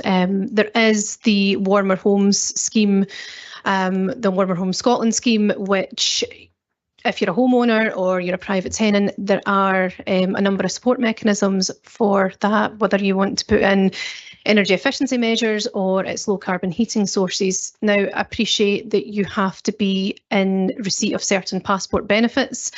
There is a Home Energy Scotland scheme. I'm not sure that this is widely publicised, but there is grants and loan schemes for those households that want to put in things like insulation and air source heating, for example. There is grants of up to £7,500 available, and the rest can be used by loan schemes from Home Energy Scotland. If you're in a rural community, and that can apply to Falkirk, that grant can go up to £9,000 for that household. So there are schemes out there. It's important for us to ensure that the communities are aware of what funding opportunities exist, and that is why we created Decarbonise Falkirk, which is a stakeholder map that people can go on to access, look at what they can do and look at where they can get financial assistance for that. So what you're saying is we can get to net zero and decarbonise if you can afford it. Because you try applying for these schemes, and I would recommend that the council does look into applying for these schemes. It's my understanding you'd have to sell your house before you could insulate it. It's just, we need to look after all sections of our community. That's why we're here. Okay, thank you. Okay, I'll go to Councillor Bundy. Thank you, convener. I think it's important for the ELHI strategy that people across Falkirk are aware of the options available to them. I think most people, if they hear you might be able to reduce your carbon by X amount, that's not really going to motivate them. But if you can say, if you do this, it's going to reduce your energy bills by 20–25%, that might ring in accordance with them, because that is one of the motivations that people have. They are concerned about the bank balance. So when we're talking about ELHIs, I think it is important to talk about it in language that people use in their daily lives. And I also think it's important that the conversation that we've just had between Councillor Spiers and Claire, I think, highlights the need for public awareness about what options are out there. Because Councillor Spiers was saying about grants and subsidies and what support is there. I think lots of people are asking that question. And that's why the Falkirk Conservatives have put forward a very short addendum for 2.15, which will say we agree to the local heat and energy strategy and delivery plan, and we just want a public information campaign that informs people with the subsidies, grants and loans available, because that's important to reach the Scope 3 2045 target. That is the private households that Councillor Spiers is talking about, and we are moving in the right direction, but we just need people to know the information that they need for the council to reach the 2045 targets. So that is why we've put forward the addendum, and we hope that we can achieve cross-party support for it. Do you have a seconder? Happy to second. Okay, thank you. And just to say, it's helpful to have sight of these beforehand, particularly when we have large agendas. So I appreciate what you're doing, but if it can be put in, so at least even if it is just in the morning, it's helpful to be able to share that at an earlier stage, so that we can give proper consideration to it. I do intend to take a short break to consider the amendment, but I don't know whether Councillor Steenbank wants to speak first. I'm happy to contribute after the we can have a chance to confer about the addendum. Thanks, convener. That's fine. Okay, if people are content, 10 minutes. Do we all have visibility of the addendum? Well, it's on. It was on the screen, and I think we've got a copy of it that we can get printed off. So it will take a 10-minute recess. Councillor Murtagh. I was just really, obviously, I see that it was on You're the on screen, mute, but Councillor I don't know. Murtagh. Okay. I can hear you, Laura.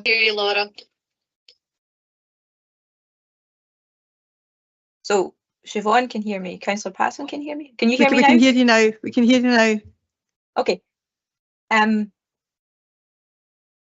No, I've got an echo. So basically, I was just to ask Councillor Bundy because I saw the amendment go up or addendum go up, but it's kind of more what if you could elaborate what he means about a public information campaign, because I don't disagree on the concept, but what does that actually mean before we go to consider it? Because I think one of the things is there's all these public campaigns from the agencies which provide these these grants and these loans, and what does he actually mean by that? What would it involve? What sort of, like from a council perspective, what's envisaged by the addendum really? Through your convener, it's using various tools to give information to people. Claire mentioned the website, but I don't think many people have been on that website, and I think we need to get that website out to people. So using billboards in libraries, so for QR codes, maybe a leaflet through the door. Of course, that has a cost to it, but if there was a leaflet with a QR code or with the website's address on it saying, if you want to know your options to potentially reduce your energy bills, go here. I think that would be attractive to people, because just now you go into the Falkirk Council website, it is quite difficult to navigate and to get to that exact point. So it's just making it easier to people to access, and just various tools that you could use, hard copy paper to social media. Thanks. Okay. Thank you. Sorry. We will have a 10 minutes recess. That allow people to maybe have a comfort break as well. So if we can come back at 10 to 12.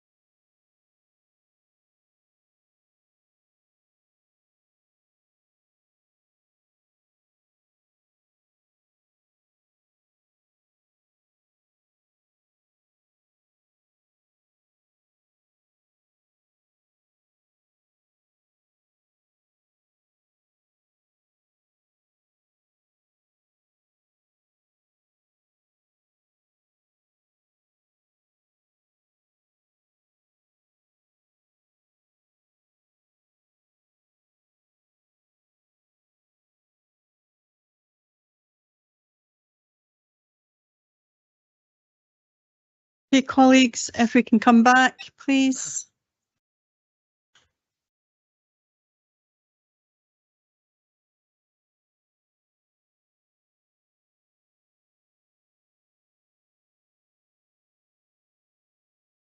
Okay, I'll go to Councillor Deacon to respond to the amendment, but I will come back to you, Councillor Steenbank, in a minute. Thank you very much.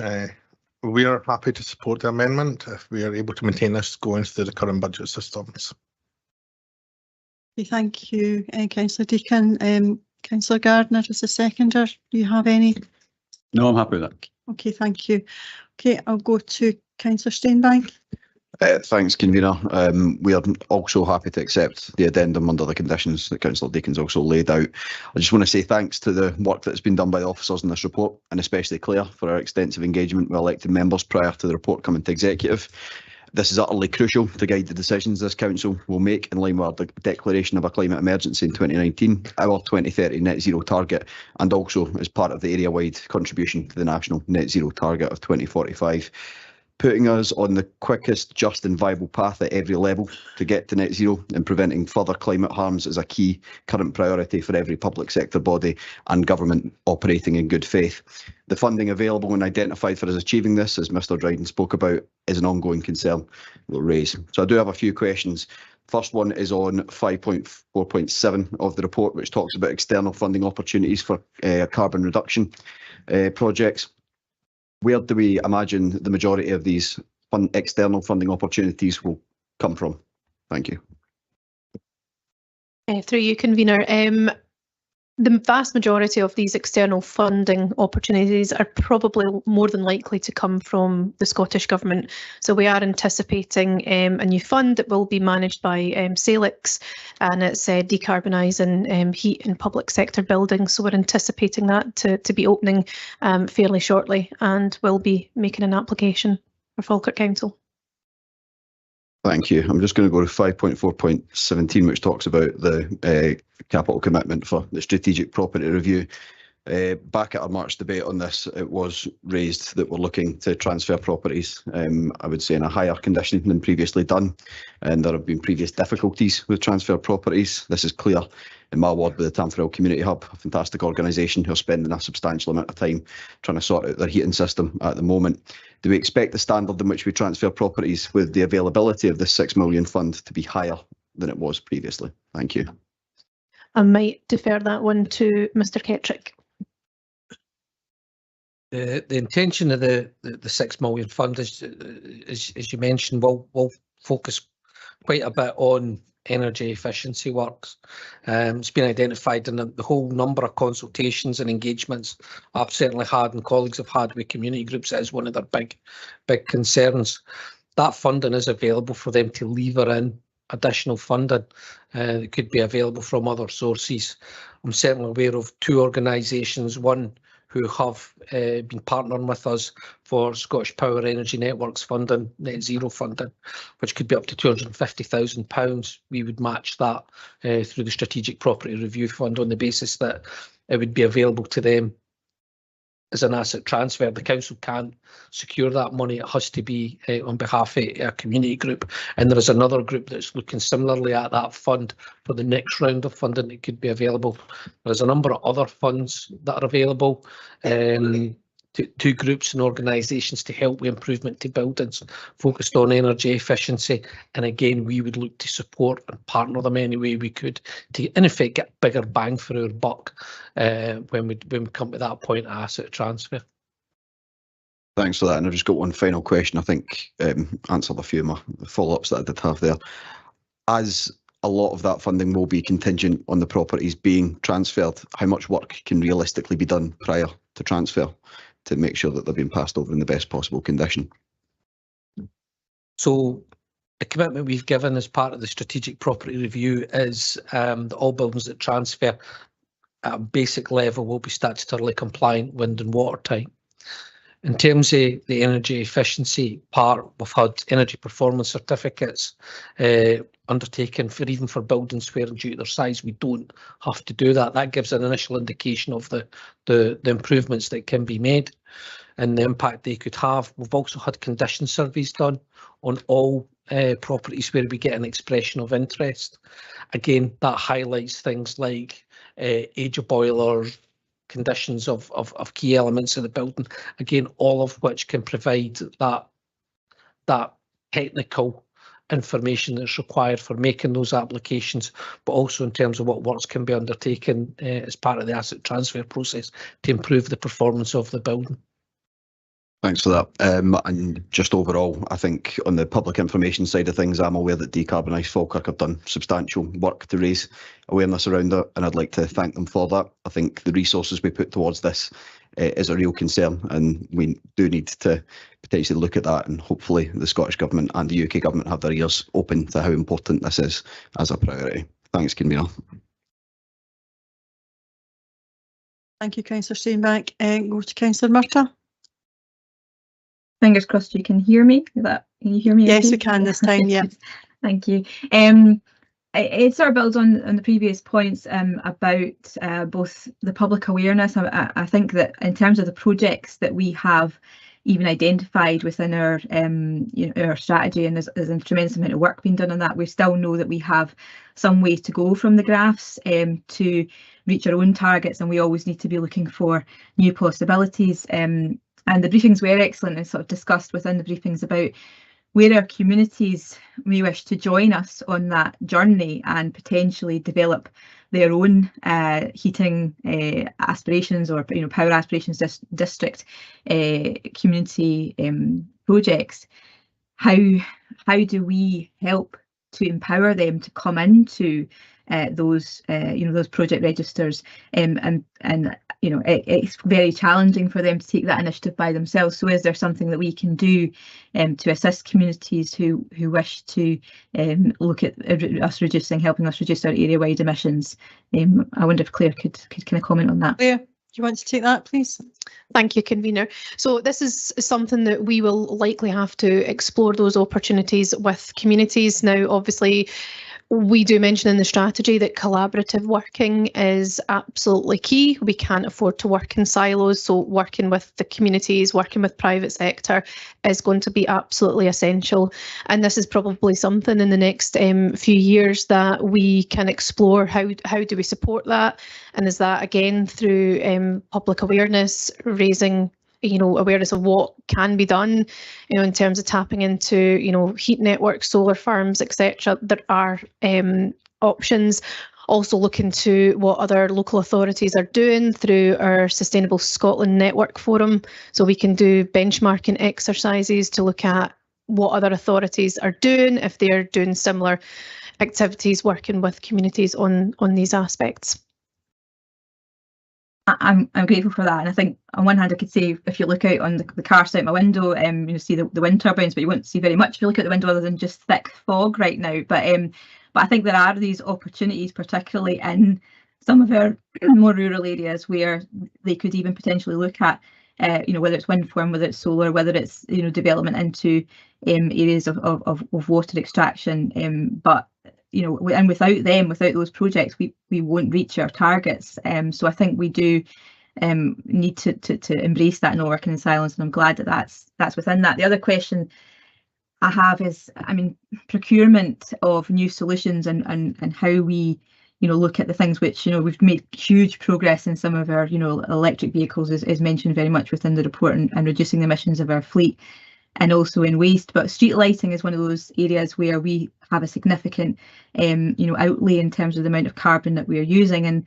And I know that other local authorities have gone down routes of looking at solar power en masse, in new developments, but also in replacement. But procurement processes seem to get in the way of kind of the new innovative solutions, because they're not necessarily on the public contract register, or they're gone through the Scotland Excel. Is there, within what we can do as a council and the leeway we have in our procurement, if we were even to pilot projects, for example, solar light, street lighting is just an example, but I know that there, particularly for companies who are developing new innovative solutions, there's some frustration about how they get into the local government procurement and make that impact. So are we able to to like open up, not just a case of public discussion, but with the private sector for smaller, more innovative solutions. How can they help us with our strategy? Okay, I'll go back to Claire.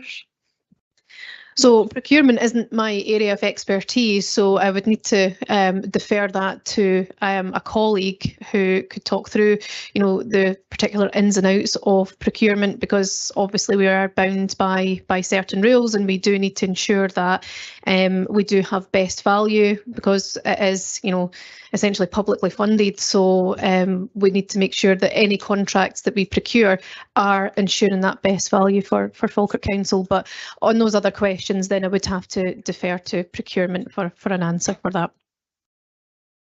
Yeah, I'll just go very briefly to Mr. Moody for that.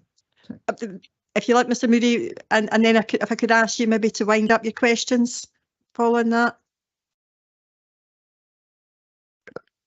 Thank you, Convener. And there isn't an easy answer to the question which Councillor Murtagh raises. I think the issue does arise in relation to innovation and in smaller enterprises trying to introduce particular new technologies into the market. I think it's not something that's impossible to achieve, but I think just the structure around the way in which larger frameworks and contracts operate and the general impetus towards that within the public procurement framework does tend to militate against it. Is an area, the procurement strategy for the council, which is currently under review. I think officers are all aware that the issue of sustainable procurement is one which is rising in priority across all public authorities. So I think this is certainly an area that can be looked at. I know that isn't an immediate answer, but I don't think there is an easy or immediate answer to the issue which Councillor Murtagh properly identifies. Thank you. And I will try and wind up quickly, Convener. I suppose the thing is that if we're seeing other councils, particularly like Argyll and Bute or Perth Kinross, doing small scale projects that the Falkirk, I know we always pride ourselves on being innovative, could potentially try and do the same. I just wanted to pick up on, and I will find the page for you. It's basically, I think it's point 5.3.6, and it's talking about the areas that I identified in terms of where there's poor energy efficiency within particular household areas. And I see often the mention of the Upper Braes villages, which I obviously agree with, but sometimes I think forget that there are other villages which have also been identified as in this specific way in terms of in my own ward, Letham, South Alloa, etc., and that those are no less important, but often not put in that same bracket. So it's something I wanted to mention within the report. Thank you, Convener. Okay, thank you. There is also something that draws that sustainability into the community health and wealth building, and that's a discussion that's ongoing across the regional economic partnership right now around that sustainability as well, just to make people aware that there is work going on in a wider capacity. Councillor Spears, do you have another question? Because yes, on the addendum.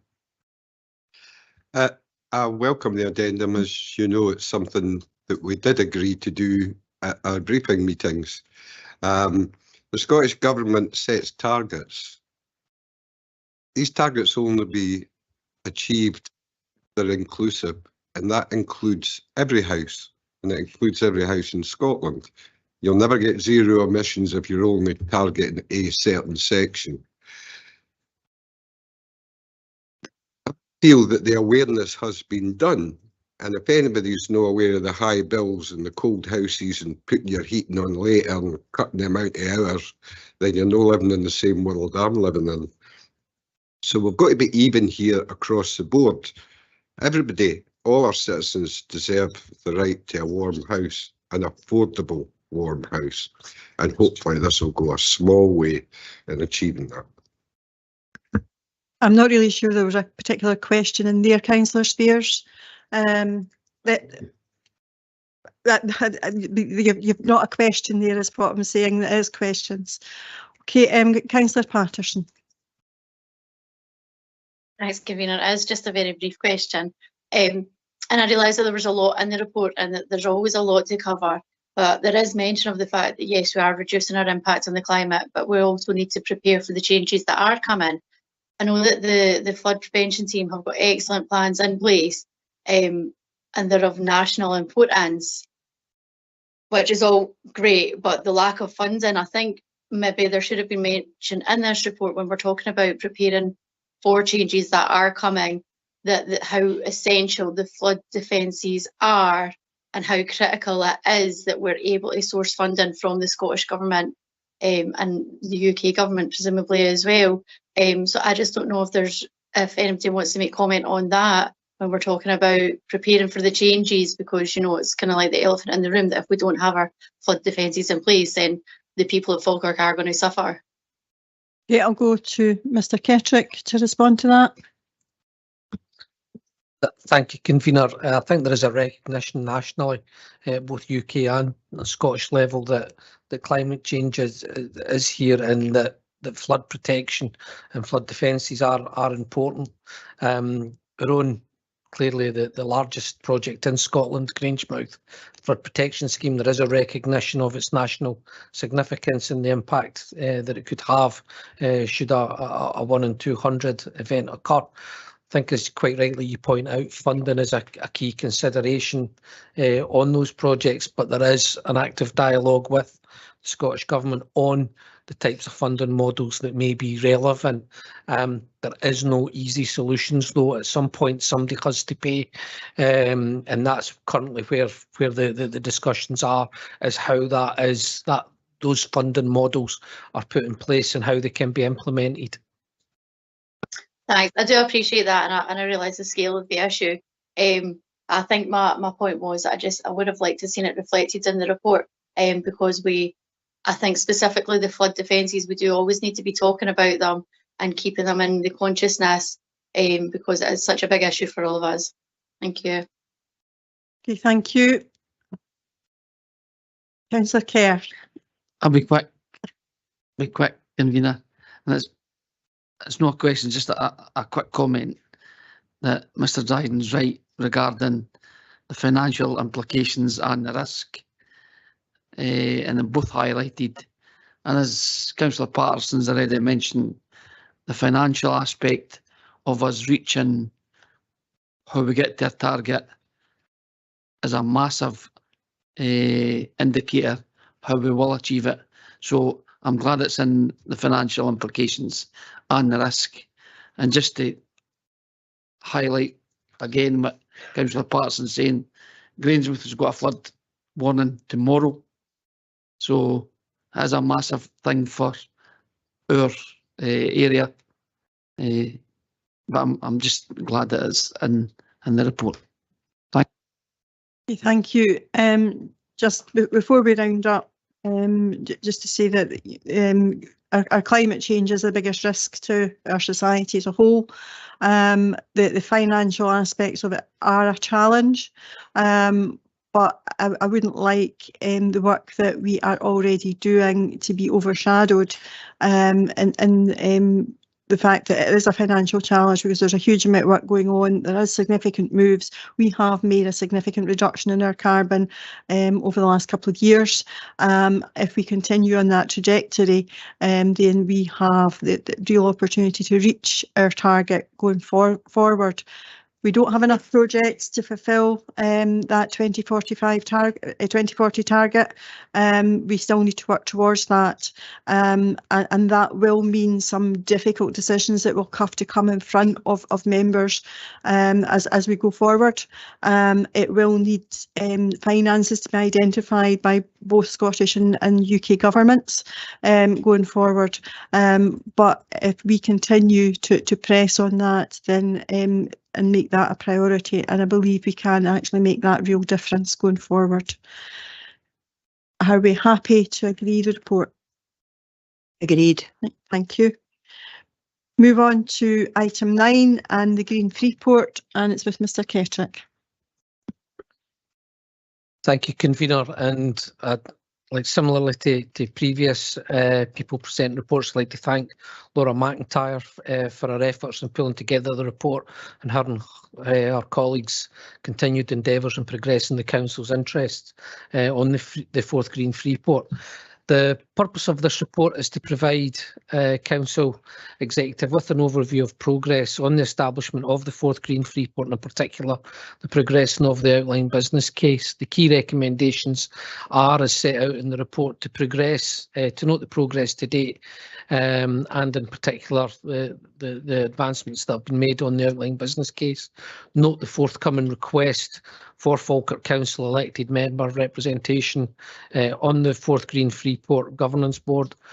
Agrees to provide seeks to provide delegated authority to the Director of Police Services to enter into any necessary agreement with other partners to ensure our obligations as accountable body can be effectively and efficiently undertaken, and notes proposals that landowner contributions are proposed to be sought as part of the operational cost recovery for the Freeport, of which the Council is a landowner.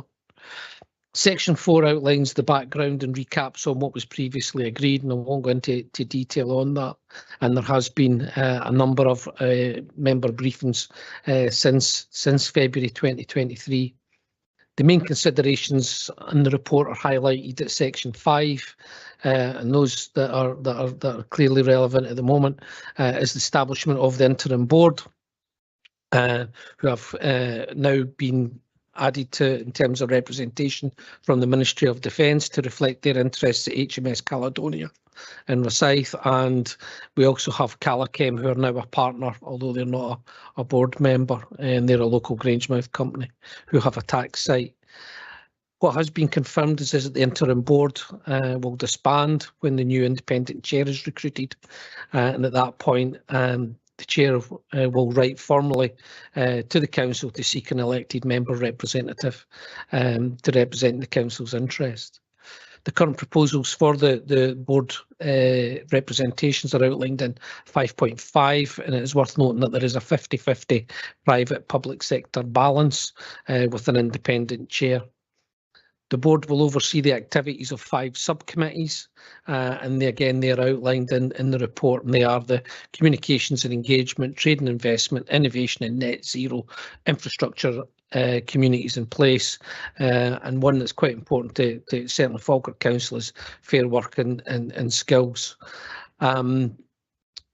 In terms of the fair work and skills, there is a proposal to establish a dedicated skill funds to ensure that local people can gain the necessary skills to access the jobs that will be created. The Fair Work and Skills Charter that has been developed as part of the outline business case will also seek to ensure that there is worker representation and that there is engagement that forms part of the wider partnership.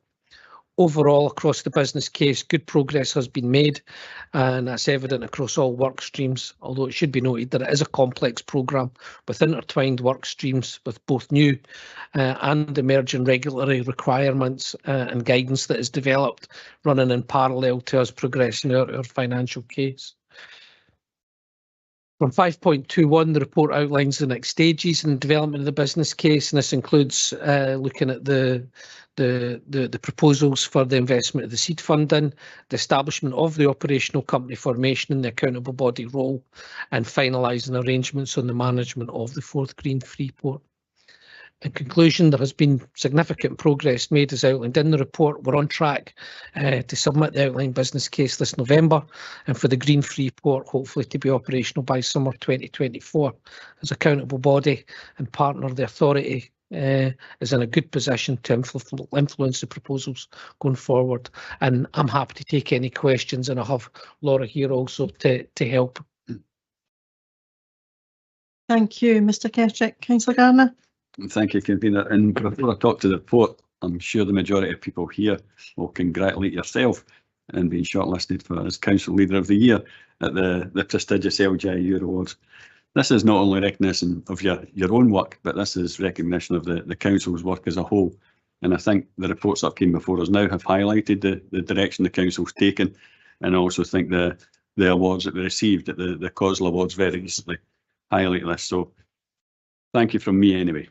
And thank you to Paul and Laura, especially for our members' briefings, which were very well received. As we've heard from officers, the establishment of the Forth Green Freeport is a partnership across UK and Scottish governments, 3 local authorities, the MOD and a range of national companies such as Forceport, INEOS and Babcock, etc. When operational, it will not only provide a high number of high quality jobs, but will also provide a unique opportunity to lever in investment that will support progress of the economic transitions of Grangemouth and the wider Falkirk area, from high carbon emitting industries to greener, more sustainable ones. The Council, as an accountable body, has an important role to play, which will mean we have a key role in coordinating the business cases, establishing governance arrangements and overseeing the distribution of grant funding. On governance, the proposals set out in the report for the permanent board will include an elected member representative from Falkirk Council, with a request for nomination likely to be forthcoming in due course. As accountable body, the Council's Chief Finance Officer will also have a place on the board. The board will be supported by 5 subcommittees, with each having professional representatives, members drawn from across the partners and stakeholders. On the outline business case is set out in the report, which shows good progress is being made. This is a substantial piece of work that has been led on by Council and highly complex, with guidance and legislative requirements being developed in parallel. It's pleased to see that it now reaching the final stage, The main driver for a lot of the OBC activity is to ensure that the Forth Green Freeport demonstrates good governance and delivers the maximum benefits to partners, communities and wider stakeholders. I give credit to the partners for enshrining those values in the proposals. Happy to move the recommendations. Thank you, Councillor Garner, and thank you for your kind words. I'm delighted to second this particular report, and it's good to see that it is moving at pace in that preparatory phase. The Green Freeport will provide a real opportunity to advance the net zero agenda and the economic priorities of the council area. That aligns with our growth deal, the TIF and the levelling up investment, and a testbed for developing that just transition. So act as an enabler to retain the industrial base in Scotland and creating high quality jobs. It's anticipated that it will create around 50,000 jobs, 20 of those which will be in the Grangemouth Falkirk area, one which we must be ready to embrace and to maximise the economic benefits to the area. Falkirk Council will act as the accountable body, and as already been stated, this will enable us to take advantage of and maximise opportunities resulting in the synergies between the TIF and the growth deal, and then the development of the outline business case and then to full business case. There has been significant progress made on the outline business case, and the full business case having to be developed swiftly on the back in order that the Green Freeport can be in operation by summer 24. We also have the benefit of the non-domestic rates, which can be retained by each of the local authorities involved and can be redeployed to complementary infrastructure projects, giving us a huge boost to the local area for that infrastructure investment. There will be a clear delineation of the council's role as the accountable body and the strategic decision making of the council as a board member. We, like our other council partners, are currently awaiting formal invitation from the newly appointed convener when in place, in order to be able to appoint our member to the board, which will be brought forward in the formal way in due course. We have been one of the key drivers around the Fair Work and Skills, and having that skills fund will be a great opportunity, particularly for our young people within the district and beyond, giving them real opportunities to be able to get into that workforce and to be able to access the high quality jobs that will be created as this develops. So I'm more than happy to second the report, and I'll go to Councillor Spears for questions. Thank you, Convener. I'm more than happy to go along with most of this, what is in this report, but I do have a couple of questions. Firstly, as you would expect, some of the outline problems before we start on flood protection. Can you let me know, we believe wrote to the Scottish Government regarding the financing of this and when it will go ahead. Have we had a response? That's my first question. I think Mr. Kestrick gave a response to that previously, but I'll go back to him. Yes, Convener, we did obtain a response which clarified that Scottish Government were evaluating the Mott MacDonald work that was undertaken as part of their assurance framework.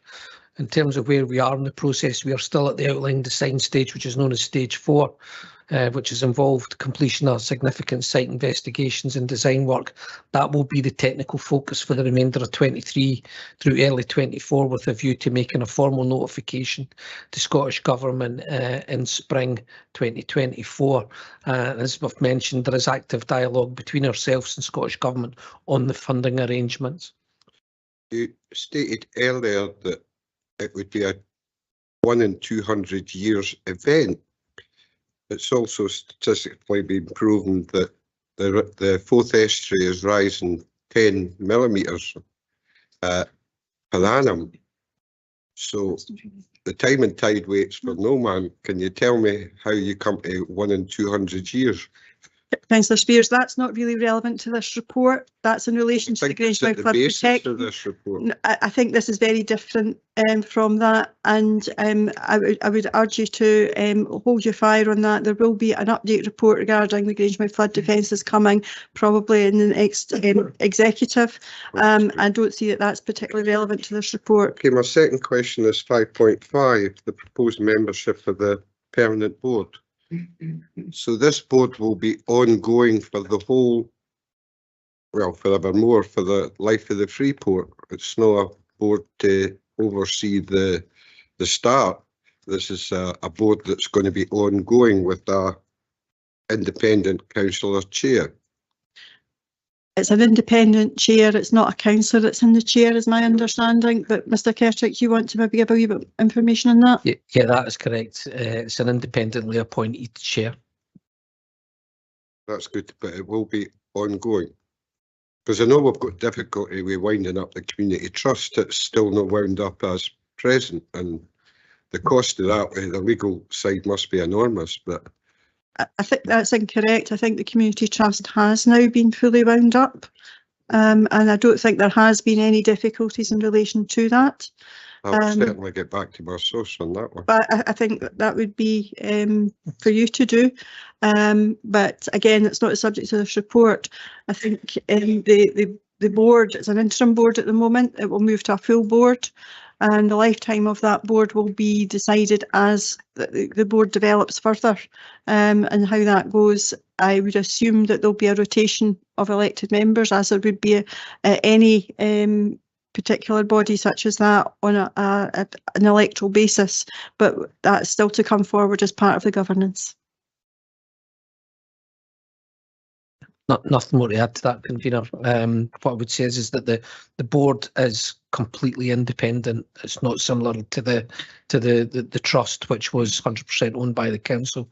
This board will not be owned by the council. We will just be a partner of it. Okay, Councillor Hannah. Thank you, Convener. Just like to say thank you to Paul and Laura and others for the report and for the numerous briefings that we've had, which have been very, very helpful. I do have some concerns about the arrangements that are being made in terms of the trade union representation. There's reference being made to trade union or employee representation. I am not aware of any employee organisation that represents the interests of workers other than trade unions. I think it would be important under the Fair Work part of this that there is access for trade unions. And I wonder if you'd like to say a wee bit more about how that is going to be ensured that there's access to the workforce if the workforce wants to be a member of a trade union, and that there will be recognition and consultation with trade unions that are involved. Okay, Paul. Yeah, thank you, Convener. The partners have committed as part of the Fair Working Skills that there can be representation from recognised unions, but there's also recognition that not all workers will be members of unions and may wish to undertake their own representation. So that's why it is worded in the way to ensure that there is both union and worker representation available. Thank you. In relation to paragraph 514, there's reference to the KPMG report. As you know, I have asked to see it, and I know that you're looking into that at the moment. But I wonder if you could say a bit more about the 50,000 jobs and 20,000 jobs and the figures that are there for the higher wages that are expected, and on what basis are we expecting these numbers is the first thing, and how can we be assured that it's not simply displacement of employment from other areas? I think that's one of the concerns that surrounding areas have, that it may be that the incentives from the Freeport will bring employment from other areas. So the trade and investment work stream is quite clear, as the application of the incentives, that this is new investment to the area. In terms of those jobs, they are new jobs. Will they replace some old jobs? As we know, we work in an open market economy where business sectors increase and decrease. The jobs figures that are highlighted for the Green Freeport are new jobs that are supported through the Green Freeport. As outlined in the report, that would equate to 20,000 new jobs for Grangemouth and the surrounding supply chain, supporting the businesses within the Green Freeport. That was assessed both at the initial application stage by external consultants and has now been checked and verified by KPMG, who are mentioned in the report, who've undertaken a wide, extensive exercise on the business benefits and the economic benefits. And, you know, as I've said, I'll be happy to try and gather as much information on that as possible as to how those assessments were undertaken.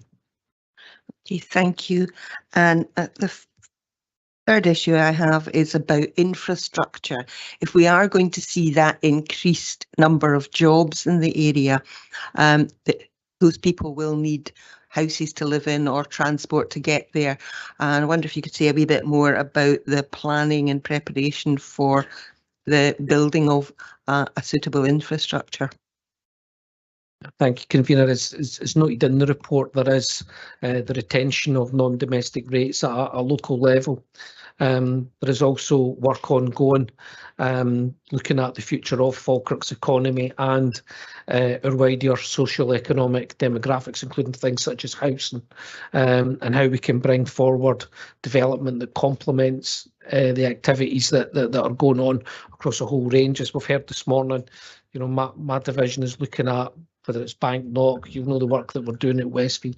All of these things are looking at future-proofing our infrastructure going forward over the next not only 5-10 years, which is the normal local plan, we're looking at 15, 20, 25 years ahead. Thank you, Paul. Thank you, Convener. Councillor Murtagh. Thanks, Convener. Obviously raised some concerns through briefings and in previous meetings, and Councillor Hannah was picking up there on the fair work aspects, and I thank officers for the information they've sent to me privately on what the intentions are. I don't doubt, even from intentions in the report, what you know, is intended in terms of fair work practices and conditions for those operating within the Freeport. My question is really about the consequences and the monitoring, in effect, what the governance framework and, you know, is if, for example, a company signs up to the charter but it doesn't deliver, you know, and then we're already within planning for them to do X, Y, Z and develop particular areas. Is the framework, if that's not delivered upon, that they're then ejected from the Freeport? And I think that's my question, is how does it get enforced, and what do we have as the kind of responsible body to ensure that those practices are enforced and not just aspirational or signed up to? How do we ensure they're delivered upon? So thanks, Convener. It's a valid point that Councillor Murtagh's raised in terms of that enforcement. all companies that move into the Forth Green Freeports have to sign up to the charter, which is the principles of the Forth Green Freeport, whether that's Fair Work and Trade or the sectorial part of the economy that they operate in, which has to be compliant with the intentions of the Green Freeport, whether it's net zero, things like that. In terms of the enforcement, there is a number of mechanisms available. The first one being contractual, because they do sign up as part of their coming into the Freeport. The other part is through the incentives that are available to them from both national governments, whether that's through national insurance or whether that's through land and buildings transaction taxes, which can be recovered, or certainly penalties can be put in place. But ultimately, from the local authorities' point of view, we can put forward we manage the discretionary rate and relief, which is applied certainly in the first 5 years of any business coming in. So that is something that we can take away if we felt that was appropriate. In terms of the governance, there's still a lot of work being done as to how those enforcement mechanisms are put in place, but clearly the operational company, the governing board, will be overseeing a range of performance measures. There'll be a range of reports that are fed into that to ensure there is oversight, and where there is issues, we'll certainly be looking to challenge those companies if they were to occur. Okay. I mean, I think it is an issue which, as much transparency as possible would be helpful, because I think there's issues about trade unions, etc. But on, for example, paying the real living wage in other circumstances to qualify for government grants or aids, those companies would be required to do that before they would have access to, which that doesn't seem to be the case with Freeports, which maybe makes them a bit more lucrative for some other companies. But I think we have to be aware of the potential and what the consequences would be should these things happen.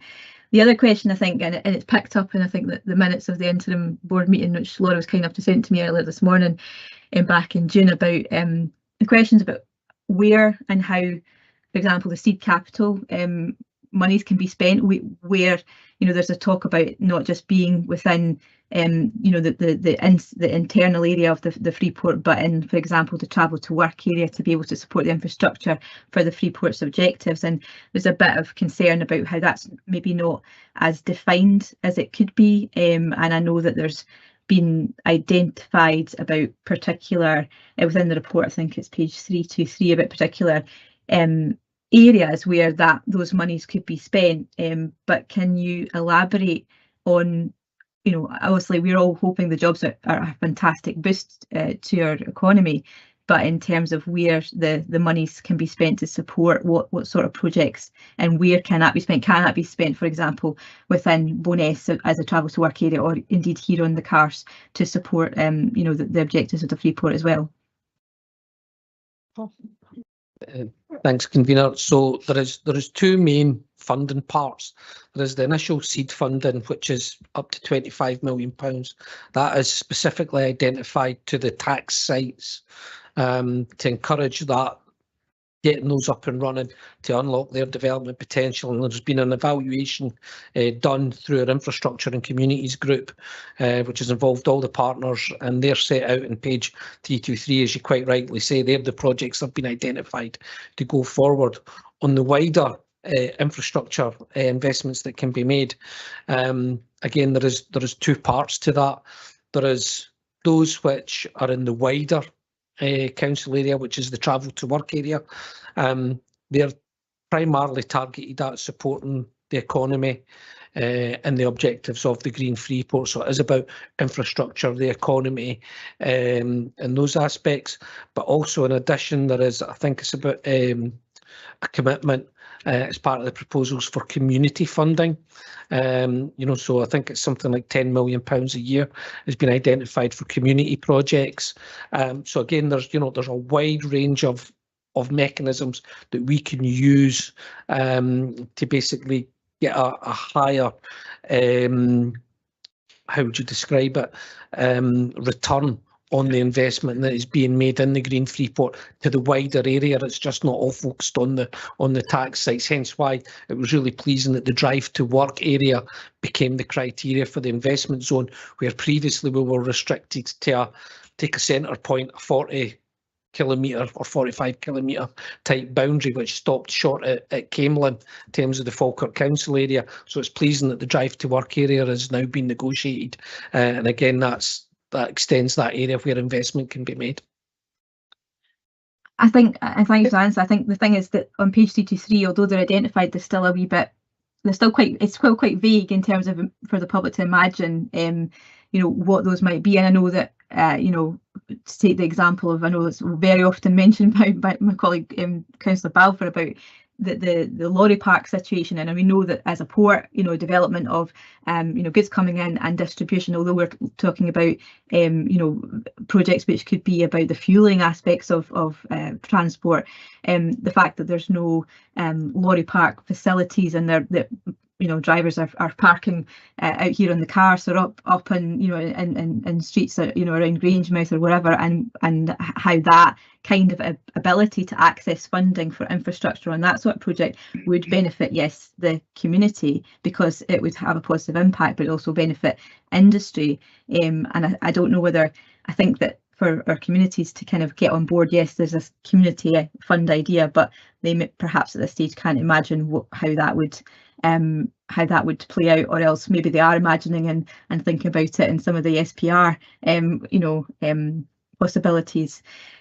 I don't know if you can come back on that, but one thing I do want to cover, because it seems to be really ambiguous and a bit concerning, is this idea about planning, and it's mentioned throughout the report about how, on one hand, the intention is not to circumvent the planning laws of the local authorities or dilute the powers, but throughout there's this idea about assisting and identifying and streamlining the planning process, in particular in areas of underdeveloped or undeveloped land, which is mentioned in the report. And I think Councillor Murtagh, I think we've kind of got the gist of that, and I think I'll get officers to answer. It's just we really need to move on. Okay. So I don't know whether, Paul, you're in the position to be able to answer around the planning aspect. Yes, convener. I mean, in short, the Green Freeports do not undermine the planning regulations that currently exist. There is already a wide range, particularly in the port areas, where they have permitted development rights. The key driver for the Green Freeport planning work stream is to ensure that when applications are coming forward, that there has been that prior engagement because of their complexities. So it's bringing together a whole range of public sector partners, whether that's Marine Scotland, Scottish Environmental Protection Agency, the local authorities, to ensure that when applications are coming forward, there is a clear understanding as to what is required. So it's about not necessarily undermining planning regulations, it's about making the process quicker and more robust to suit the needs of both the authorities and also the needs of the investors that are coming in. Well, and with your indulgence, convener, because I do think this is an important point. Can you keep it actually, very brief, Councillor Murtagh, please? I'll do that, but you know, 6 years on the planning committee, I'll just say I don't understand what that means. I don't understand what the statement on page 322 means about how we can be not circumventing the planning conditions, but that a key factor in this is about streamlining and about making it easier. Because as far as I can see, we already have these sorts of processes in place, or else our planning colleagues might take exception, but I don't understand how these two things match up. So I think more work is needed on that to explain it. My understanding is that it's the pre-discussions is being having as much done before the formal application is submitted as possible, as the answer that was given to me during the briefings, and that's my understanding of what it means by streamlining the process. Paul, are you able to confirm or expand on that? Yes, convener, as we've highlighted in and we haven't went into the huge amount of detail that there is behind the summaries. But the whole intention is to ensure that the framework is consistent across the 3 local authority areas. How we deal with that, we may be very proactive, others may be more proactive in other areas. So I think the key thing is to ensure that the infrastructure dependencies and the synergies across the consent and planning consent and frameworks across all the Forth Green Freeport locations is consistent, and that there is that early engagement with, as I say, people like SEPA, Marine Scotland. There is a key agencies group that's now supporting the work that's ongoing, and I think that puts us in good stead going forward for making sure there's an expedient process. It's not undermining it, it's just a more robust process. Okay, thank you. I've got Councillor Bundy, then Councillor Steinbank. Thank you, Convener. In 8.1, it reads, access to funding for skills bursaries will be prioritised for women through preferential scoring in applications. Could I just get some details on what this preferential scoring system is? With your indulgence, that is one that I'll hand to Laura. Welcome, Laura. Yeah, sorry, just 1 minute to get on there. It was a question about how we're going to prioritise women. Was that what the question was? Sorry. Yes, it's about the preferential scoring system to prioritise women. Just details on what that system or scoring means. Okay, so what we mean by that is that when we did our initial research into the current workforces round about port operations and also in the key industries, we did find that they are traditional male-dominated industries. So, and they also have particular workforce issues in attracting women into those sectors. So we've probably not worked out the detail of how we're doing that. However, the types of things we're looking at are, perhaps targeting female school leavers to give them career advice on these types of STEM industries. Potentially, there may be, once we do a bit more workforce analysis, we're doing this with Optimat at the moment, there may be things that women themselves have said are barriers for them to come into those industries. So we will be working with the local employability partnerships and things to bring things that, with the core groups that we're hoping to attract, that they have some input into what they think would be appropriate there. And I know that sounds a bit vague, but until we actually do that additional work, we will not be able to talk to the communities in particular that we're looking to attract and come up with appropriate interventions. Does that make sense? Thank you, Laura, and I don't disagree with any of that. I think increasing access to STEM subjects for female students is entirely correct. Giving career options for school leavers is entirely correct. But I don't think that is what came across to me when it says funding for skills bursaries will be prioritised for women. So what does that mean in the context of what you've just said in terms of? So there's a whole load there'll be a whole load of interventions, and one of them will include skills bursaries. So for example, we know that there'll potentially be a shortage of, believe it or not, welders. It might be that we approach a local training provider and say, would you be, for example, happy to put on a course for women welders, to see if we can get more women attracted to them. So until we actually work out what the barriers are and what the skills needs are, and to put the two things together, we will then put the appropriate interventions in place. So bursaries just sort of covers, it's a catch-all for us being putting funding into certain interventions that are appropriate. Thank you. I think the wording of this in the report I've got concerns with, but with what Laura said, I don't. So I'll leave it with that. Okay, thank you. Councillor Steinbank. Yeah, it's just a quick question on 5.4. It refers to the nomination of the elected member on the board, coming from an identification process by the chief executives of the council. Can I just confirm that the initial nomination and any subsequent nomination will have to be confirmed by full council? the case? Yes, Yeah, that's the intention. thank you. I think the process is that you're awaiting a letter to come asking for nominations. It would then go to full council and then the person would be appointed. Thank you. Okay, Councillor Patterson. Thanks, convener. Just off the back of what Councillor Bundy was pointing out, I think it's a really great example that attitudes within traditionally male-dominated workplaces are probably one of the barriers that we're talking about when we're talking about trying to get women into traditionally male-dominated roles. So that's just something to keep in mind as well when we're having these public meetings, that can also reflect and add to the stigma of trying to access these previously cut off roles. So I think we just need to be mindful in this public forum of the attitudes that we're maybe sending out. Okay, thank you for that. Councillor Kerr. I'll be quick, Galina.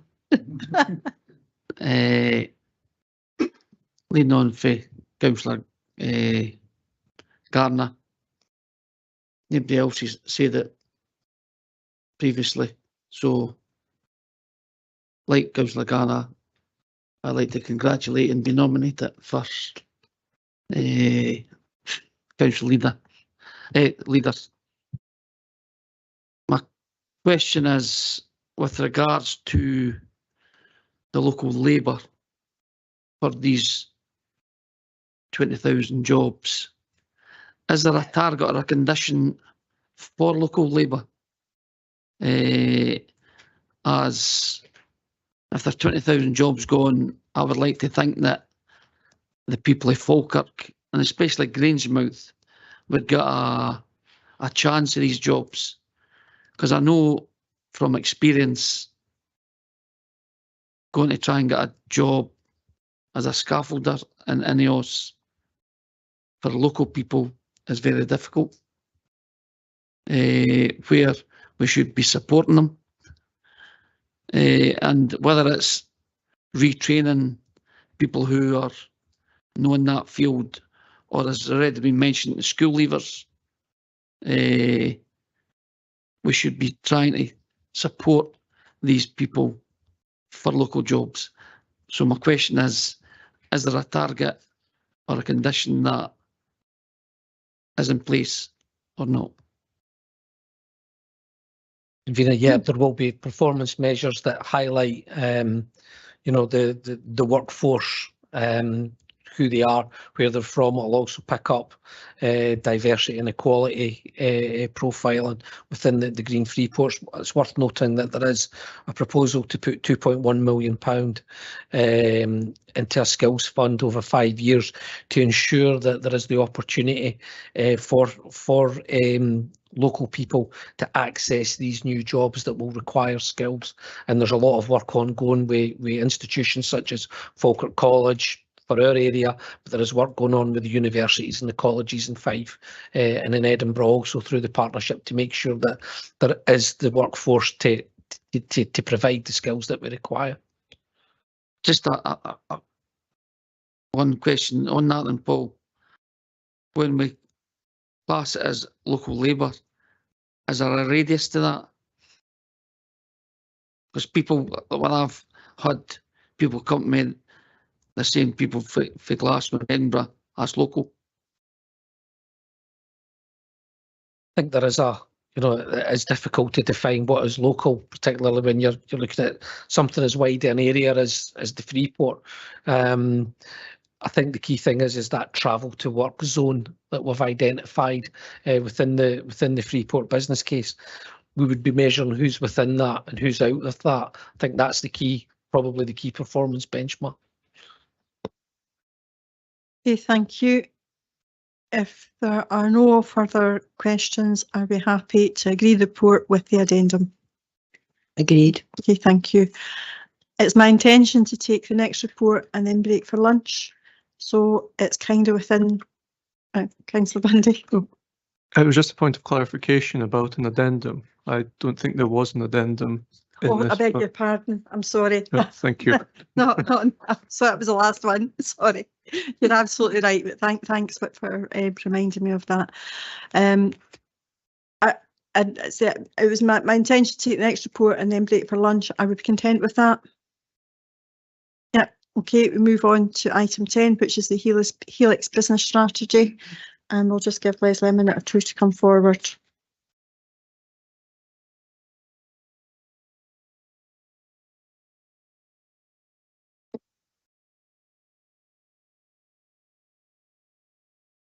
Thank you, convener. And I think first, before I start the report, just to note that Mandy Brown, team leader for the Helix, was a significant part. She led the development of this strategy. So I'm presenting it really on her behalf. So the purpose of the report is to present and seek approval for the Helix Business Strategy 23 to 28, which you can find at Appendix 1 to this report.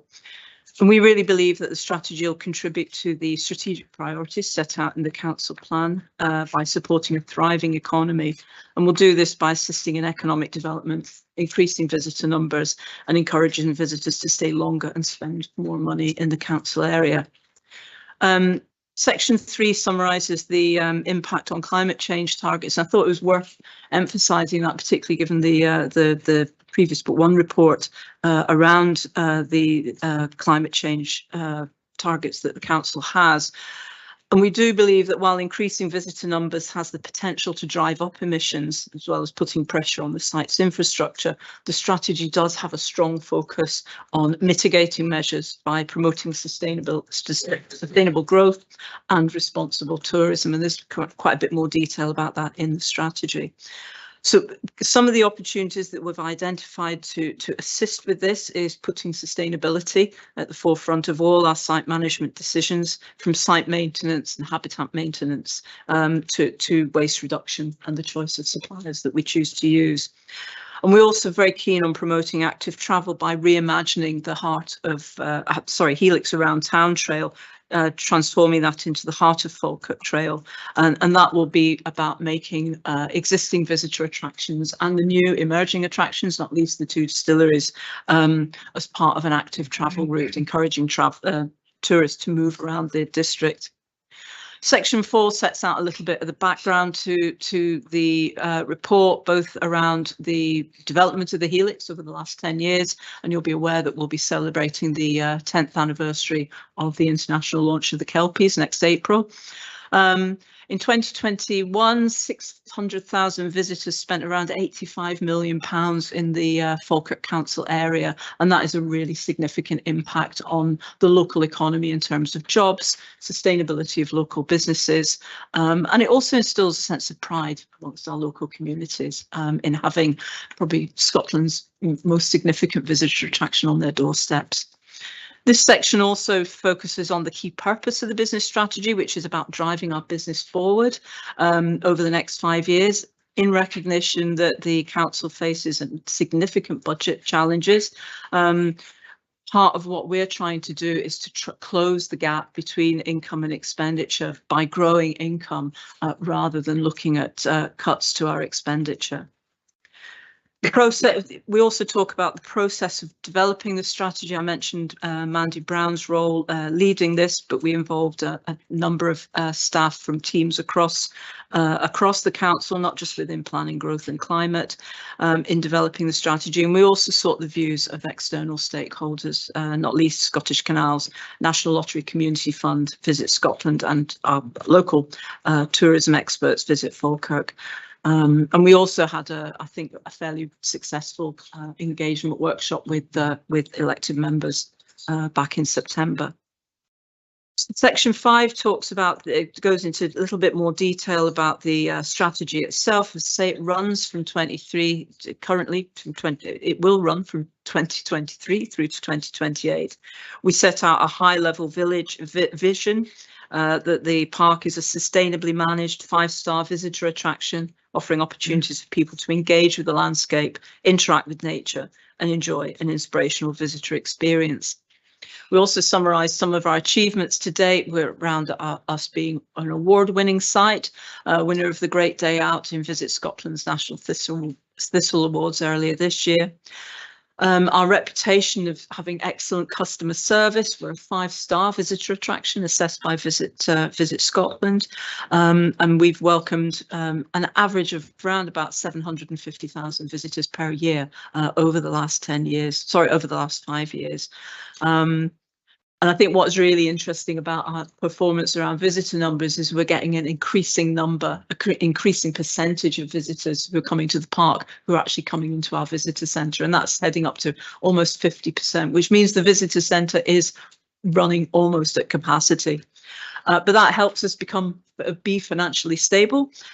We met all our income targets last financial year, and we are heading towards meeting all our income targets, our stretched income targets for this year. And our aim is to increase income from 1.5 billion currently to 1.75 million by 2028. And we also want to maintain our sustainability credentials. We're awarded the Green Tourism Business Award, and we're a Green Flag Park, just one of 2 Green Flag Parks in the area. So we have 4 priority themes which will help us achieve our vision. We want to be a green place, an active place, a place to feel good, and an inspiring place. And we go on to acknowledge that the overall strategy is set out about how we will deliver on that vision by remaining a 5-star visitor attraction, heading towards attracting 1 million visitors a year and providing a quality experience for every visitor. Section 6 talks a little bit about our consultation process. As I say, we had stakeholders at the heart of this process. Our staff were key, our Helix staff, who we've looked to stretching their income targets each year, and each year they have stretched them further. So they were at the heart of the development of this strategy. And we also work closely with colleagues in economic development and in the marketing teams to make sure that we were understood what our marketing objectives were for the site. And as I say, I mentioned earlier, we then consulted with our external stakeholders on the draft strategy. Strategy was also informed by findings from customer satisfaction surveys. The most recent one was undertaken in April and May of this year, and that proved that we've had an incredibly high rate of customer satisfaction. Very few areas where it was felt that we needed improvement, but we've highlighted those as part of the investment focus over the next 5 years.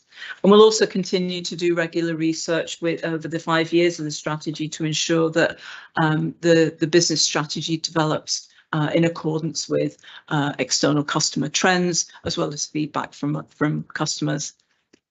Section 7 highlights the financial implications. So we have been required to make savings, and I've mentioned earlier that we're trying to make savings as much as possible by driving income increase rather than reducing our expenditure, and that will largely be driven through our in-house catering and retail offer, as well as encouraging third parties to run events and activities on the park.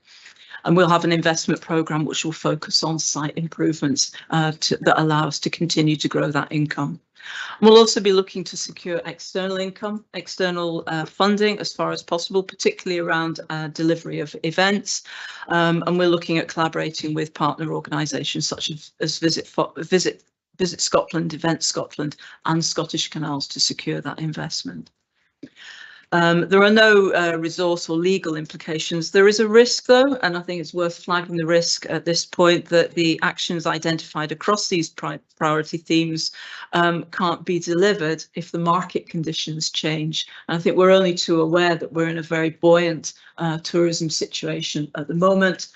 We're hopeful that that continues, that as we've emerged from the pandemic, we have grown stronger over the last 2 years, but that is the most significant risk, that if the tourism economy changes, that does put at risk some of our very ambitious targets. We've undertaken an EPIA, and that's attached at Appendix 2. And we really do believe that the priority actions within the strategy will have positive impact on people with protective characteristics, but we'll continue to monitor our impact and seek to further improve the visitor experience for all customers, local and visitors to the area. So I just refer back to the recommendations at the beginning, that the council approves the business strategy and asks officers to take forward the actions required to deliver on that strategy and deliver our aspirations for sustainability, wellbeing and excellence in customer service. But I'm happy to take any questions. Okay, thank you for that, Leslie. I'll go to Councillor Garner. Thank you. I thought this was you when I was seconding you.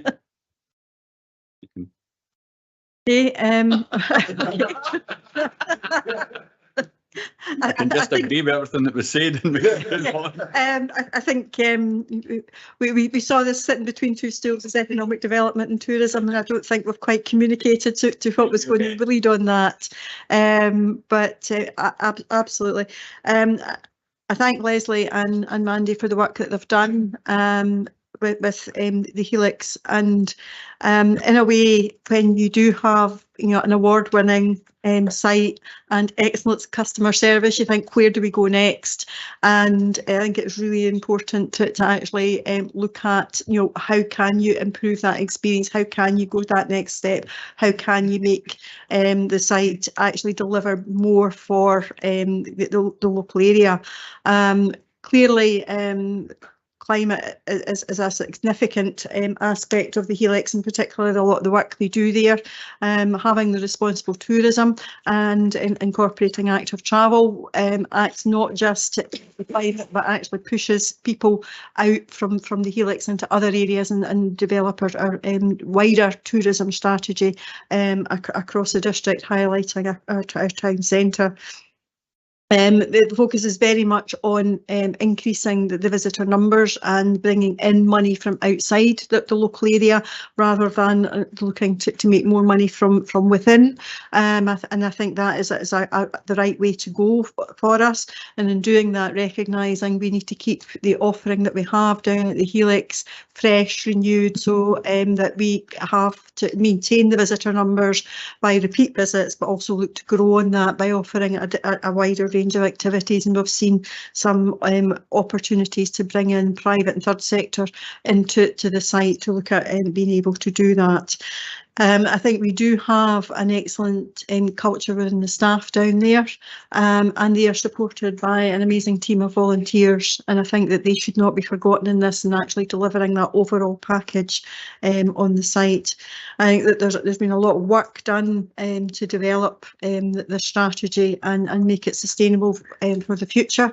I think the targets are probably about spot on, although obviously willing to look to stretch those targets wherever possible, but just recognising that the current economic situation that we're in, we need to be realistic about what's achievable and what people will pay in coming to a site such as this per visit. And it is positive that the increase in the number of visitors that are coming to the site are using the visitor centre and therefore are spending money in the locality. It's an amazing asset to have, and I look forward to seeing the activities coming forward to celebrate the 10th anniversary next April, and looking to see the Helix continue to grow and develop and change. And I think that's something that we have to expect with the Helix. It is an open space. The demographic will change as the vegetation around it matures, creating further opportunities to explore and enjoy going forward. So I'm happy to move the report. Councillor Garner.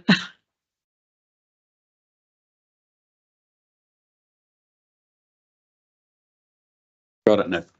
Yeah, that was almost to the word what I was going to say there, so that was quite impressive there. No, I'm happy to second the report, and that I do pass on my thanks as well. So yeah, thank you. Can I just say there's a perfect example why Cecil Meikle-John is up for Councillor Leader of the Year this year. Passion and everything for what she said there was absolutely brilliant. Too late, Gary. Too late. Okay, let's not have the one-upmanship on this here. It's a perfect council we're concentrating on today. Councillor Spears. Thank you. And thank you, Leslie, for your report. Sorry for delivering the report from someone else. Can you answer a few questions? one regarding the Falkirk Herald report about the fence around the helix. Now, when the helix was put in place, the helix means joining communities, and it was meant to take people to be able to walk on the thinnest bit of the green belt, and for wildlife to be able to traverse through the middle of our district from Carnshore to Bo'ness. Is this, do you envisage in the future charging people to go into the Helix Park, and why are we fencing that? You said that you want to encourage visitors and to encourage a thriving economy. Are we fencing off the Helix so we can charge people? I think you maybe compounded two pieces of work here. Leslie, are you able to? Convener. No, I mean, the fence is there at the moment. You'll be aware of the TIF works, the improvements to the I can never remember the name of the road, but the Grangemouth Road between Falkirk and Grangemouth. There's massive improvements going on there. That's going to be dualled, and therefore the fencing is actually to allow the work to go ahead. We're working very closely with colleagues in transport planning and obviously with the contractors, Balfour Beatty, to understand what the implications short term are in terms of foot and driving visitors coming into the site. There's going to be alterations to footpath access that will be well signposted. There is a portal which is, I think, possibly just gone live. If it hasn't gone live, it's due to go live in the next week or so, which will give visitors to the area full details on the restrictions as the roadworks progress up the Grangemouth Road and round towards the Etna Road roundabout. So we have no intentions of charging people for the site. The fencing is purely temporary to allow the roadworks to go ahead. Can you then explain how we're going to join up the communities? Well, clearly there will be limitations in joining up communities while the roadworks go ahead, but the Helix sits at the heart of, I think, in the region of 380 kilometres of path network across the area, and that's part of what we're planning to do with the kind of refreshing of the what was the Helix Around Town Trail, which is going to be the Heart Falkirk Trail, which is seeking to join up a range of path networks. So it will connect up with the Amtermine Wall, connect up with the John Muir Trail, and it's designed as an active travel route to take people from the Helix up to Callander Park, connecting into the two distilleries, back round and back up to the Falkirk Wheel and back into the Helix. But those path networks go wider. They go west, and they go west to Denny, Stennismuir, and they go east to Bo'ness. So this is going to be disrupted around about Eastfield. But the motorway, the dual carriageway is going ahead. This isn't, again, it's not really the subject of this report. Now, that's not Leslie's area, and I really don't think we want to get into talking about the Westfield development, but I will ask Mr Kettrick just to give a very brief indication of the works, just not in any great detail, and the timescales for them. Yeah, thank you, Convener. The temporary fencing that's been put up is to ensure there is safety along footpaths and cycle paths which are being diverted around the Helix, which still provides that connectivity for communities to access the Helix. It's just that they would be via different routes whilst those works are ongoing. The works are expected to last up to 2 years, but that doesn't mean to say the fence will be there for the full 2 years.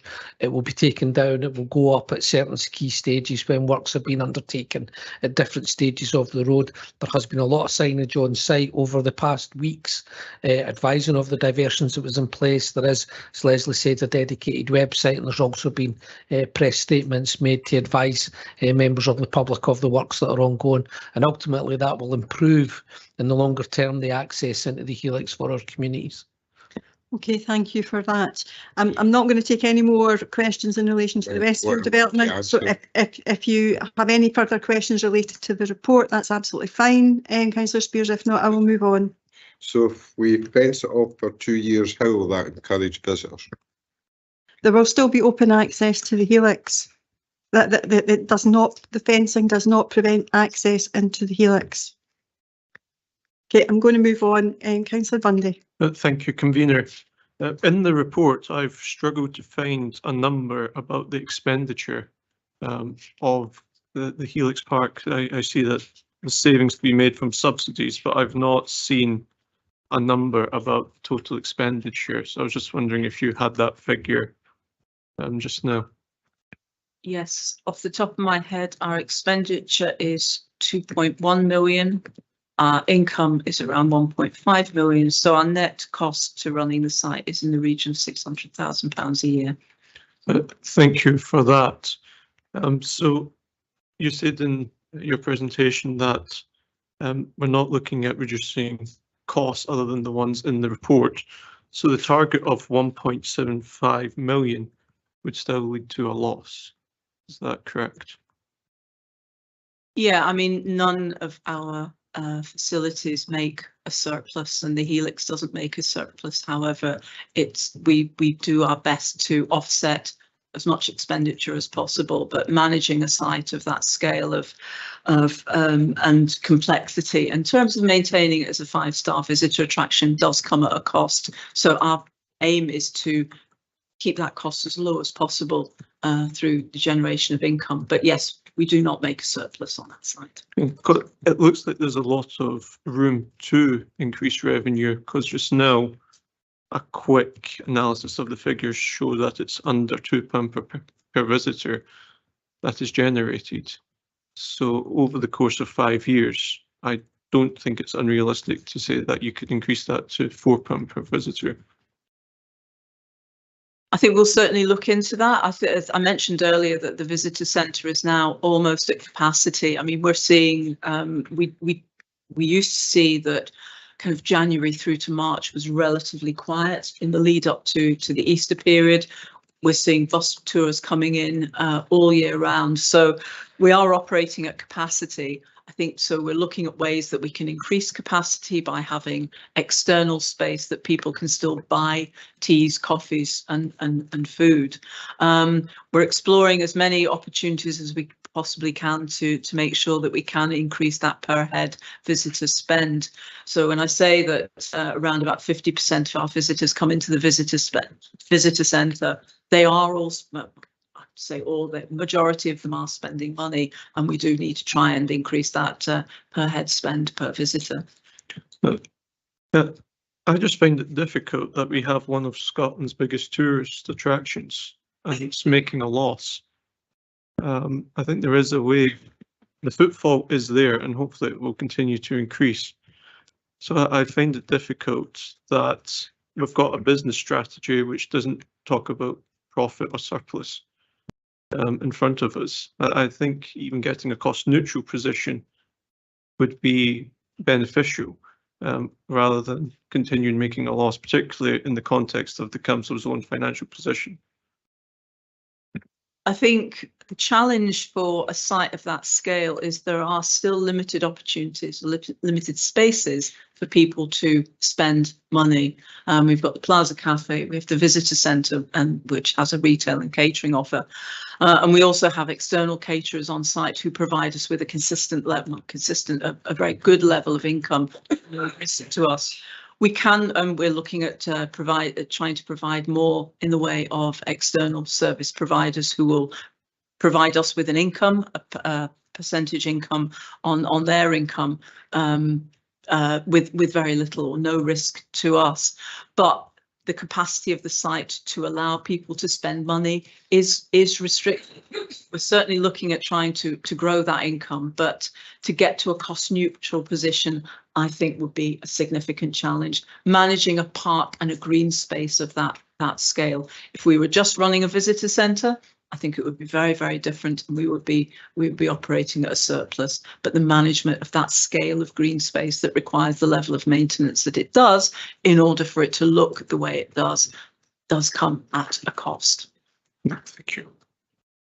Thank you. Councillor Steenbank. Thanks, convener. It's good to see this report coming forward, and I thank the officers for it. The Helix and the Kelpies is an iconic park and attraction that I think surpassed expectations and made some initial scepticism prior to the creation seem unwise as we come up to the 10-year anniversary. I do remember actually a lot of the chat and when I was a school pupil when it was created about why they were doing this, and I think, to be honest, this report shows 10 years later that I think that scepticism was unfounded, and we're glad we have this in our town. I think it's welcome to also show this report the actions to enhance the offering and look at how we can commercialise further. I have a couple of questions on two of the areas of the report just about how we do that. Section 5 refers to water testing, having identified poor water quality and blue-green algae within the lagoon. Eliminating that would be costly, as I said in the report, but options have been considered in relation to this. Could I just ask what specific options have been considered? Yeah, the water quality has been an issue throughout, and we have looked at a number of measures. We've had some outline conversations with Sustainable Thinking Scotland through in the Walled Garden in Bowness, where they have been working with our academics at looking at reducing the I'm going to sound like I know what I'm talking about. Reduce whatever it is that causes the blue-green algae in the first place. I'm not sure. I would need to go back to Mandy to find out exactly where those discussions have gone. It's a fairly complex piece of work, and it's an issue that affects a lot of open water spaces across, not just in the Falkirk area. But given that our initial ideas around the lagoon was to provide it as an activity space as well as a space for wildlife, it is something that we are quite keen, if we can resolve it, to resolve it. But what I'll do is I'll find out a little bit more of the detail that we've been looking into, and I'll do an email back to Councillor. Thank you. It would be good to know the range of water activities we could get going there if that could be solved. I'm just going to go to section 7, which is the action plan for smart investment. I think it gives multiple examples of what we're trying to do in terms of commercial activity, what we'll be looking to do in the next year or so, what we're looking to implement in the short term within the park, and how will that be actively promoted. In the first year, we're looking at developing more third-party providers on the site. We dipped our toe in the water this year with bungee trampolines, bumper cars, a zip wire, luminarium, which was a paid-for attraction on the site. We're looking to develop that next year. It was very much a foot in the water, pardon the pun. This year, it wasn't a great summer for the external providers. They had quite a number of experiences, not disconnected to the weather, and that's where I think it's good for us not to be taking the risk. So we're looking at extending the outdoor attractions next year. We're also looking at delivering an on-site event space down by the Kelpies, which again will hopefully provide a range of live performance activities. A little bit more on that to come. We're still working through the finances of that and the logistics of getting a temporary structure onto the site. But we hope that that will in part meet the needs that we've identified with the loss of Falkirk Town Hall in terms of developing the alternative arts programme, but also providing an additional attraction that will bring people to the site and hopefully again get them to be spending more money. We've got longer term plans in terms of site improvements around creating a safe footpath access from the car park down to the visitor centre, which again would be a site where we would be hopeful to attract in external food providers, but that's something for probably three to 5 years out in terms of our site ambitions. And there are some improvements around what we call the Kelpie Selfie Hill, which is a small mound by the canal which has been worn away over the years with people going there to take their selfies of themselves feeding the Kelpies. That's with all the desire lines there. We're hopeful of improving that and creating a really nice area where people can create these selfies, and then again is attracting them back to the visitor centre and to the external providers to spend money. Thank you for that, and I think it definitely is a good location for those sort of events that we are talking about. I remember the initial openings a lot of the light show, especially even last year with the sad death of Her Majesty the Queen. It was a fantastic space to host the service that was there. My last question is just a bit on the same line that Councillor Spears was going down, how we can use this to enhance the cross-district offering. We obviously are talking about expansion of activity to bring in commercial traders on site, but we considered expanding the limited amount of advertising space for the fringes of the park, especially to potentially drive and stimulate activity in our town centres, which is obviously a strategic priority of the councils. It's not something we've thought of, other than we use it to promote other leisure and culture activities with the banner at the Westfield roundabout. I think we're quite keen not to have too much in the way of signage on the site. We're quite keen that the site remains open, it remains a natural environment for people to move around, and that we try and rely as much as possible on communications in terms of the opportunities that visitors have once they're at the site or in advance of their visit. But it's certainly something that, you know, as I say, we've not considered it so far, but it's certainly something that we could consider that would maybe be in keeping, something that would be in keeping with the area, not detract from the natural landscape. And I'm mindful at the moment that the natural landscape is being quite impacted on by the Harris fencing. So maybe we should possibly be thinking about whether there are opportunities to use that as a means of actual physical signposting for people during the TIF works. Happy to engage further. That's all my questions. Thanks, Convener. Okay, thank you. Councillor Garner, you want Thanks, to come Convener. back? I will be really quick, and it's all positives we're hearing here from Leslie and the answers, and some good questions. Just a point of information, our Sustainable Thinking Scotland, the biochar, they're actually piloting it at Linlithgow Loch, so that's something that they're keeping an eye on, and it doesn't have to be too expensive to take the algae away, possibly because hay bales can actually take the algae away, and they're using quite a lot of fisheries and waters round about the area in central Scotland and indeed down in southern England. So yes, I agree with you, it would be good to have that water looking a bit better and okay for using it for other leisure activities. So yeah, I agree with that, but that's just for a bit of information for you now. Okay, and Councillor Kerr, and then we will wind up. Right, I'll be quick. It's his new catchphrase. With regards to what Councillor Bundy says, and I know we've got targets and we've got ambitions for to improve our income, and that is a big site. Muiravanside is a big site, and they have completely changed around how they have generated. So it can be done, and I'm sure that the team that's down there will try and improve the income. And I don't think at the time all councillors who were present when it opened were in favour of the helix. I hope the amount of visitors that have come will have changed some of their minds. And just with the conversation last night at a group meeting where Councillor Patrick had relatives from Canada, and all they wanted to see was the horses' heads, but never spent a penny.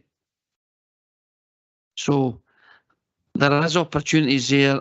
I don't know how we get them, Leslie, but there must be opportunities there for to increase our income.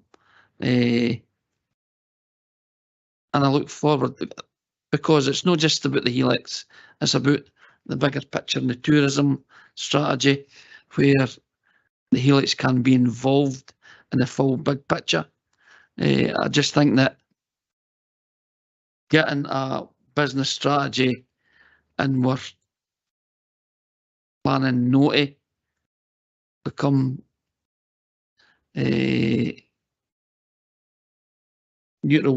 money neutral, I just think that we should be aiming for to get at least that. And I know it's got to be difficult, but we should be trying to get to that stage. So thank you very much, Convener. Thanks, Leslie. Just a comment in relation to that. The Helix was always meant to be in something that was accessible, particularly for local people. And out of these 850 visitors, there will be a proportion of those will be local people, many who may not be in a position to spend. And I think that's the kind of balance, that you still want to have that facility where people can go for a walk, carry out fitness, etc. Somewhere for kids to go and play, and they may not be in a position to spend, but they've still got access to the facility. So I think that's one of the balances. I think that is what we are trying to achieve there. So while the strategy focuses on bringing more visitors, and I think that's the right thing to do, I think it's still going to be a challenge to maintain the standards of the park without there being an element of subsidy. But I absolutely get what you're saying, and they need to increase that income. But we need to remember there's a proportion of those visitors that are going to be local people who are going to be in very low incomes, and we want them to be able to access that as well. Okay, are we happy to agree the report? Agreed. Okay, we will break for lunch. Quarter past two. If we can come back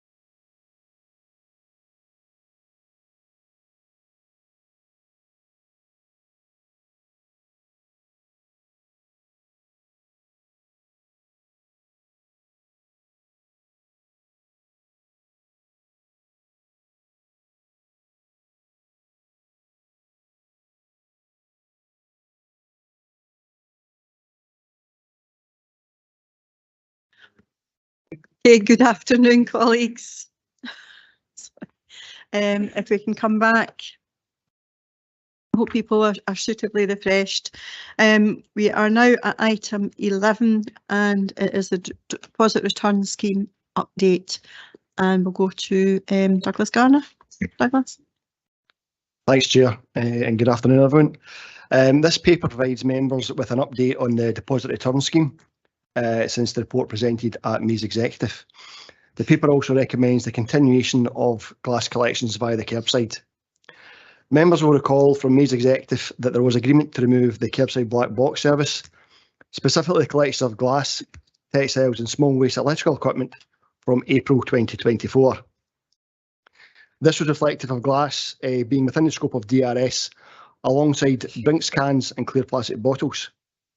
The return of these containers to a designated collection facility was financially incentivised to the value of 20p per unit. Agreement for the removal of the black box was reached on the basis that there would be no further significant changes to DRS. As per sections 4.2 and 4.3 of this report, there has been significant change since May's Executive, with glass now no longer being included as a target material and DRS being pushed back to October 2025 from March 24. In light of this change, it is now proposed to retain curbside glass collections on a fortnightly arrangement alongside weekly food and fortnightly absorbent hygiene products.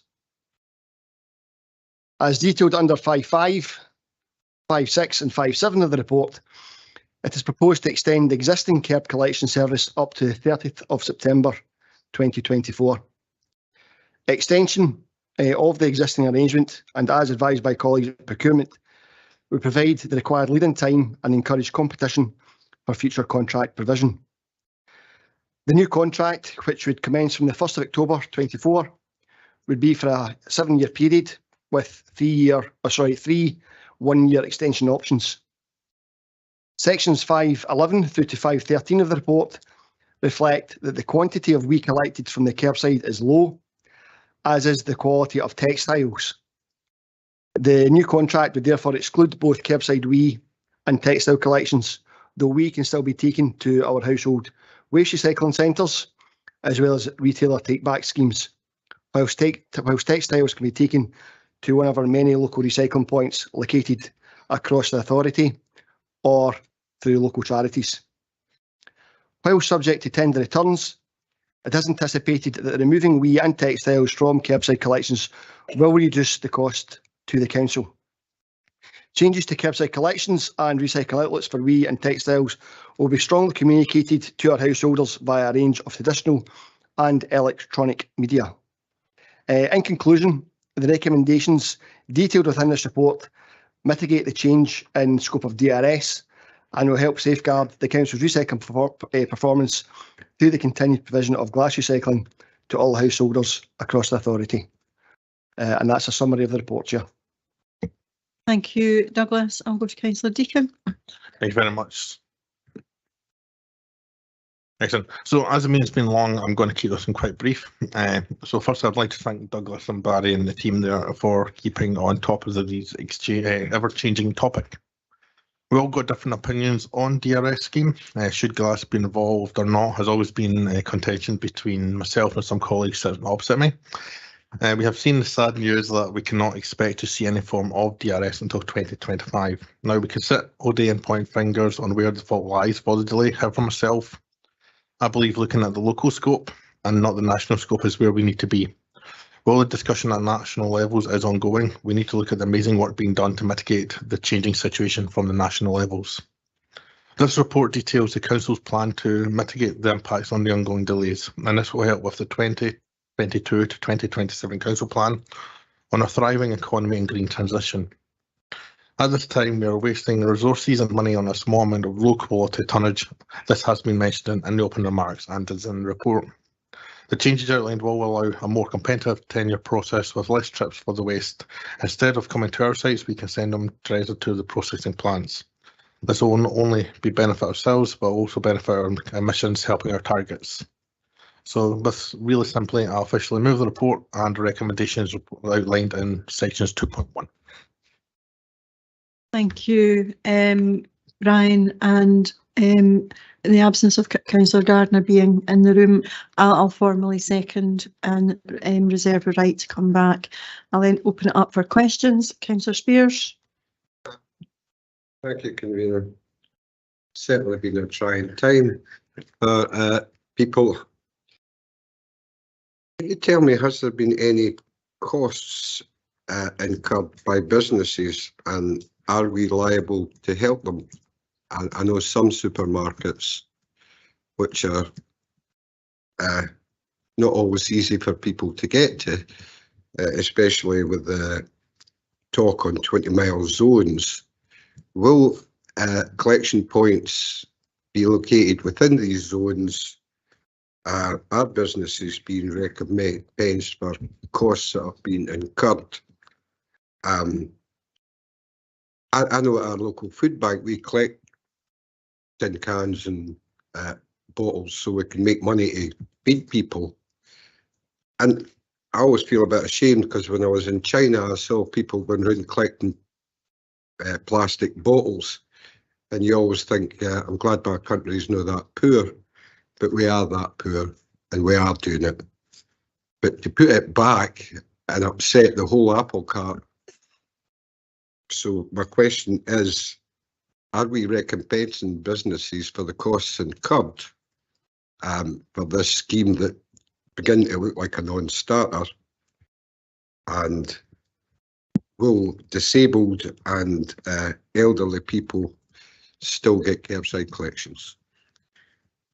I think that's going to be a difficult one for the council to answer with regard to the recompense, because it's a national scheme and it's not one that we would be. But Douglas, and maybe you can give a wee bit more information. Yeah, happy to do that, Chair. So with regards to the businesses, Councillor Spears, as the Chair mentioned, that it's a national scheme so that the council in no way is liable for the costs incurred by those businesses. With regards to recycling points, your question on recycling points, the location of them, you'll be aware we've got recycling points located right across the district, and indeed the report reflects upon a couple of additional sites that we're looking to put in some additional recycling banks. That may well be within 20-mile-per-hour zones. We don't know the answer to that question as of yet. With regards to curb collections, then in order to answer your question, the answer is yes. If this paper is approved today, that curb collections, including members of the public that have a disability, would receive a curb collection of glass from the curbside. Sorry, they would still get their curb collection? Yes. As for the points throughout the district, will that be where they can reclaim money? Because they're going to be charged, what, 15-20 pence extra for a plastic bottle, so they want to reclaim that. Is that only going to happen at supermarkets?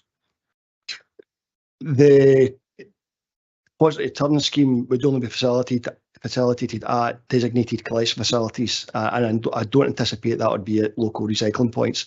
That would be retailer-led largely.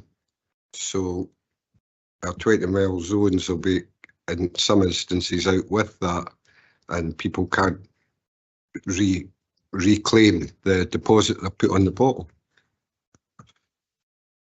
So I'm not understanding the correlation between 20-mile-per-hour zones and. Well, you said not 20 pence. Neighbourhoods. I think there's a bit of a misunderstanding of what a 20-minute neighbourhood is, and that a 20-minute neighbourhood doesn't mean to say you can't go out with that circular area, and I think that's a real misconception that we need to be careful that we do not continue to pertain, in that most places that have supermarkets will be within that 20-minute area, as most of the larger towns in particular have a supermarket within, and there may well be other retailers that choose to have that payback option. But as we haven't got a fully developed scheme at this moment in time, it's not something that we can really answer. So these 20-minute schemes aren't going to incur any cost to the council because we aren't going to put any Councillor Spears, recycle facilities there. I've already said that you are conflating the 20-minute neighbourhoods with the deposit return scheme, and that's not appropriate because it is not directly linked to the 20-minute neighbourhoods. Okay, I'm going to move on to Councillor Bundy. Thank you, Convener. I'd like to thank officers for bringing forward this paper, and the Falkirk Conservatives will be supporting it. And as Councillor Deacon said, there is disagreement about the national debate on deposit return scheme. But when this issue was debated previously in Council, the Falkirk Conservatives were taking into consideration the fact that there was uncertainty in the national debate. We didn't know if glass was going to be included, excluded, and we said the right thing to do was to give us the safety net, so if glass was taken out, people in Falkirk would maintain the black box curbside collection. That is how events have played out, and I'm pleased that the black box is going to be maintained.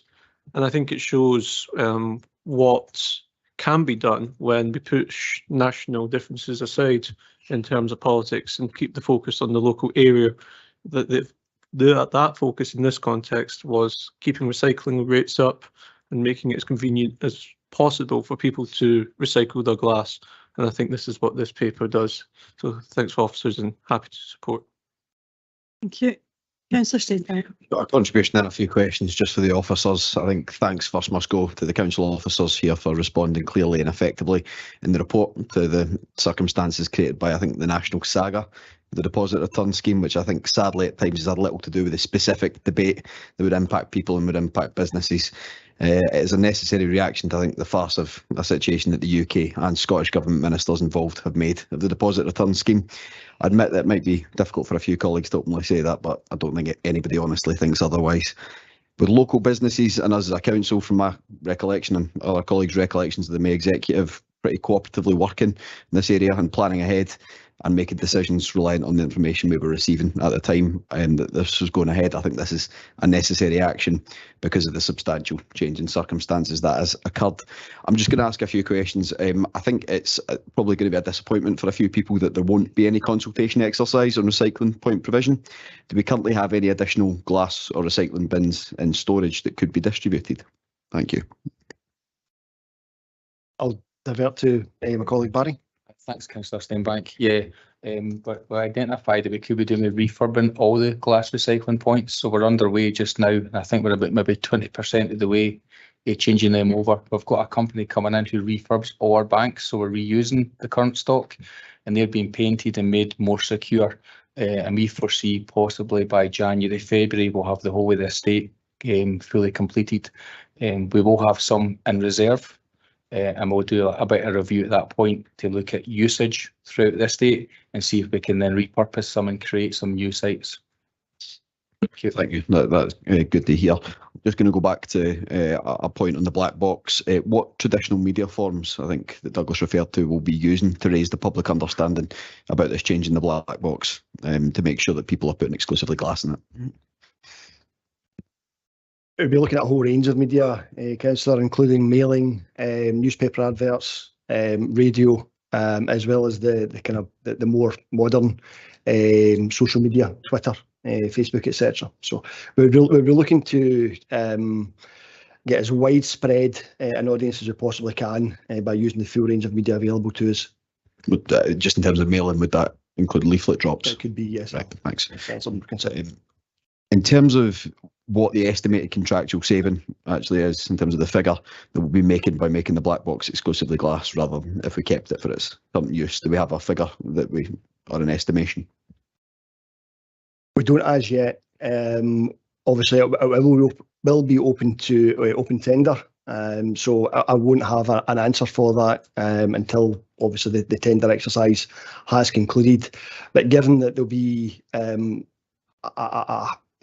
a smaller range of materials being collected from the curbside, we're anticipating that the costs will hopefully be less than we're currently paying just now.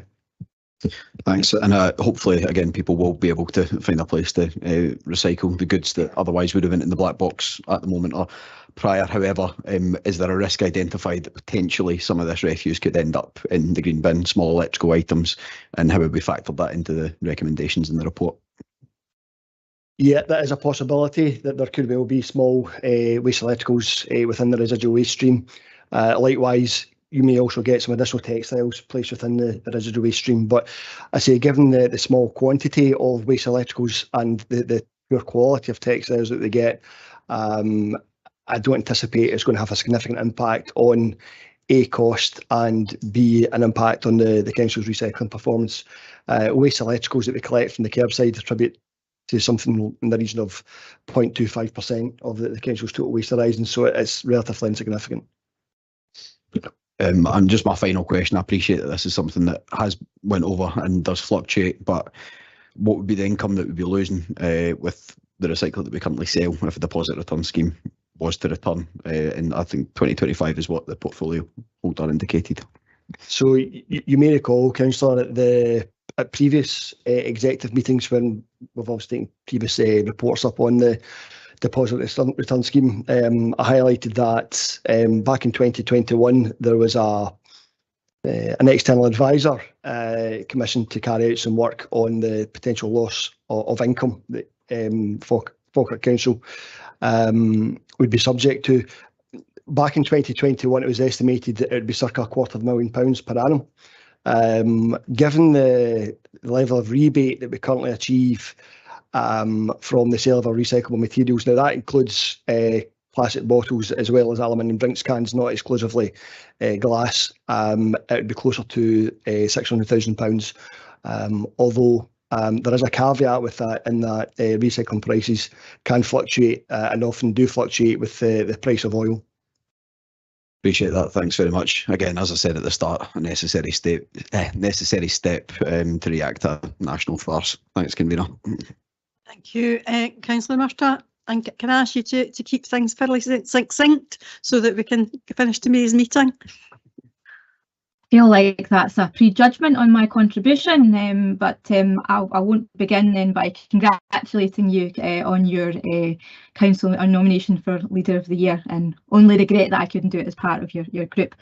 But I think what would be remiss, I do agree with Councillor Steenbank about it being a national farce, but I do think it's everybody being very polite. The national farce is because of a situation created by the UK government and a flagrant disrespect of the devolution settlement and imposing Internal Market Act conditions. Perhaps the councillor and I do agree on that, I hope.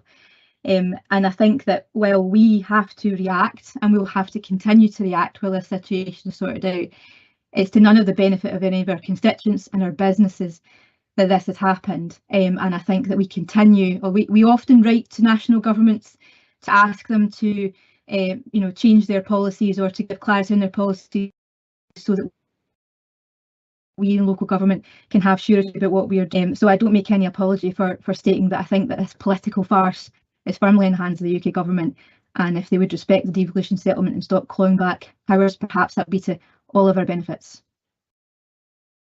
Okay, thank you. If there are, oh sorry, Councillor Kerr. One of the quick question.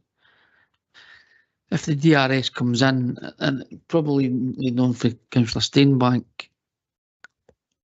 we will lose that money. What will be the effect for our blue bins? As in, obviously we're not going to have as much in the blue bins. How will that affect our blue bins? It's a very good question, Councillor, and that's something that we would need to obviously closely monitor, just to have a greater idea on what the impact on the blue bin is going to be. It may well be at some point in time we want to review the frequency of the blue bin, but I say at this stage it's far too early to determine just what the impact will be. And probably we've known for Councillor Steenbank as well. I've had people come to me saying, I've got a toaster, I've got an iron. I'm not driving the M1S. or rough you book in a slot for to take a kettle in. It's just not going to happen, me. So, but I'm happy with the response that you gave regarding the amount of equipment that we do get. So, thanks, convener. Okay, thank you. If that's all the questions, are we happy to agree the report? Okay, thank you. Move on to item 12, which is care home for adults under 65, and it's a procurement. And we have Stephen Kirkwood that is going to take this item for us. Welcome, Stephen. Thank you, convener. Patricia sends her apologies. She's unable to join us this afternoon, but I'm delighted to say that James King is with me this afternoon from the Council's procurement unit. James has been involved throughout the full formation of this contract strategy, and he's much more of an expert on procurement than me, so any questions we'll be delighted to help. So the report itself, it sets out the proposed contract strategy for the procurement of a new framework agreement for the provision of care homes for adults under 65 with learning disabilities, mental health, physical disability, drug and alcohol related brain injury and complex needs and challenging behaviour for prior consideration by the executive, and that's in line with the council's standing orders. It doesn't say in the report, but the contract strategy was recently presented to the IGIB board meeting on the 29th of September this year, where it was approved there as well. Section 3 of the report provides some background. The key there is that there is actually an existing Scotland Excel framework, but it has limited coverage and doesn't cover all the areas that we'd like to put into this new strategy. Section 4 of the report considers the consultation that has taken place so far, including consultation with service users, service providers and various key statutory organisations. The hub of the report is section 5, where we highlight various key elements of the contract strategy. 5.1, the contract period, we're looking at a 4-year term with option to extend for up to a further 3 years. And during that period, the contract will also be open to any new entrants that may come into the market. The estimated contract value, earlier in the background, it mentions an annual cost just now of roughly £16 million per annum, factoring in inflation, and over the 4-year period, we've put in an estimated framework value of £80 million over the 4 years, rising to £140 million over the full 7-year period. Key principles are in section 5.3 of the report.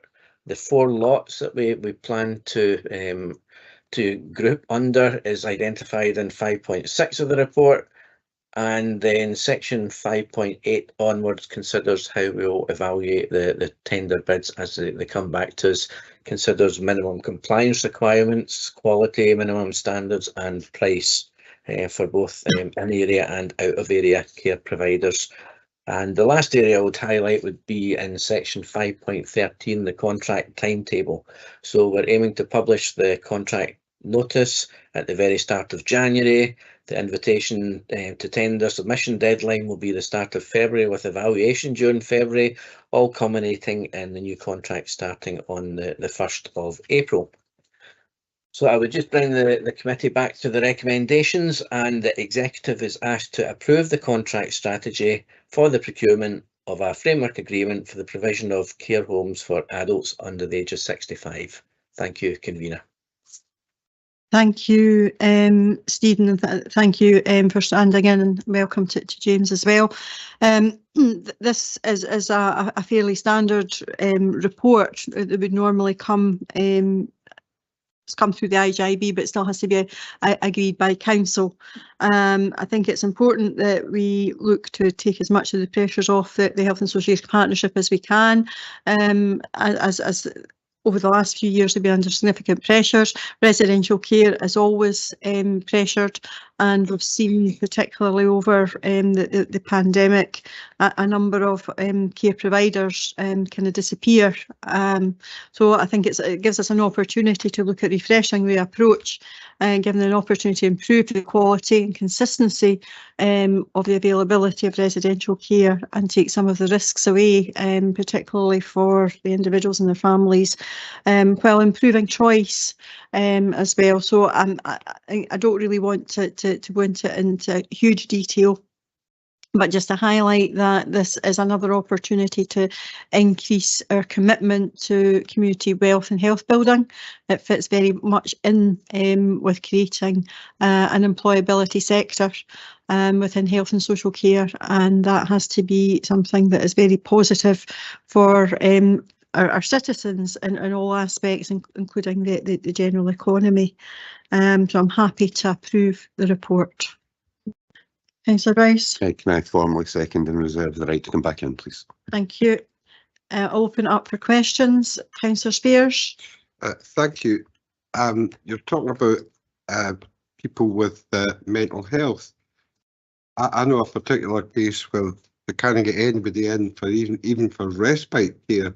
Will we be improving the facilities where people can go to allow their families to get respite care? Many of the carers are very elderly, and some have to go into hospital occasionally, but they're having difficulty getting respite care in their care homes.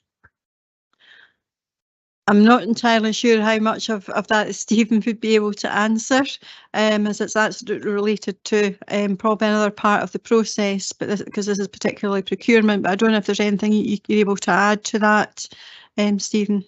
Certainly, Convener. I would just add that as we speak, there is a review that is ongoing regarding our day services and respite as well. So it's not part of this paper. This is for the sort of long-term residential framework agreement, but certainly there is a review of our day services, and and respite will be part of that as well. That Martin Tom is leading on just now.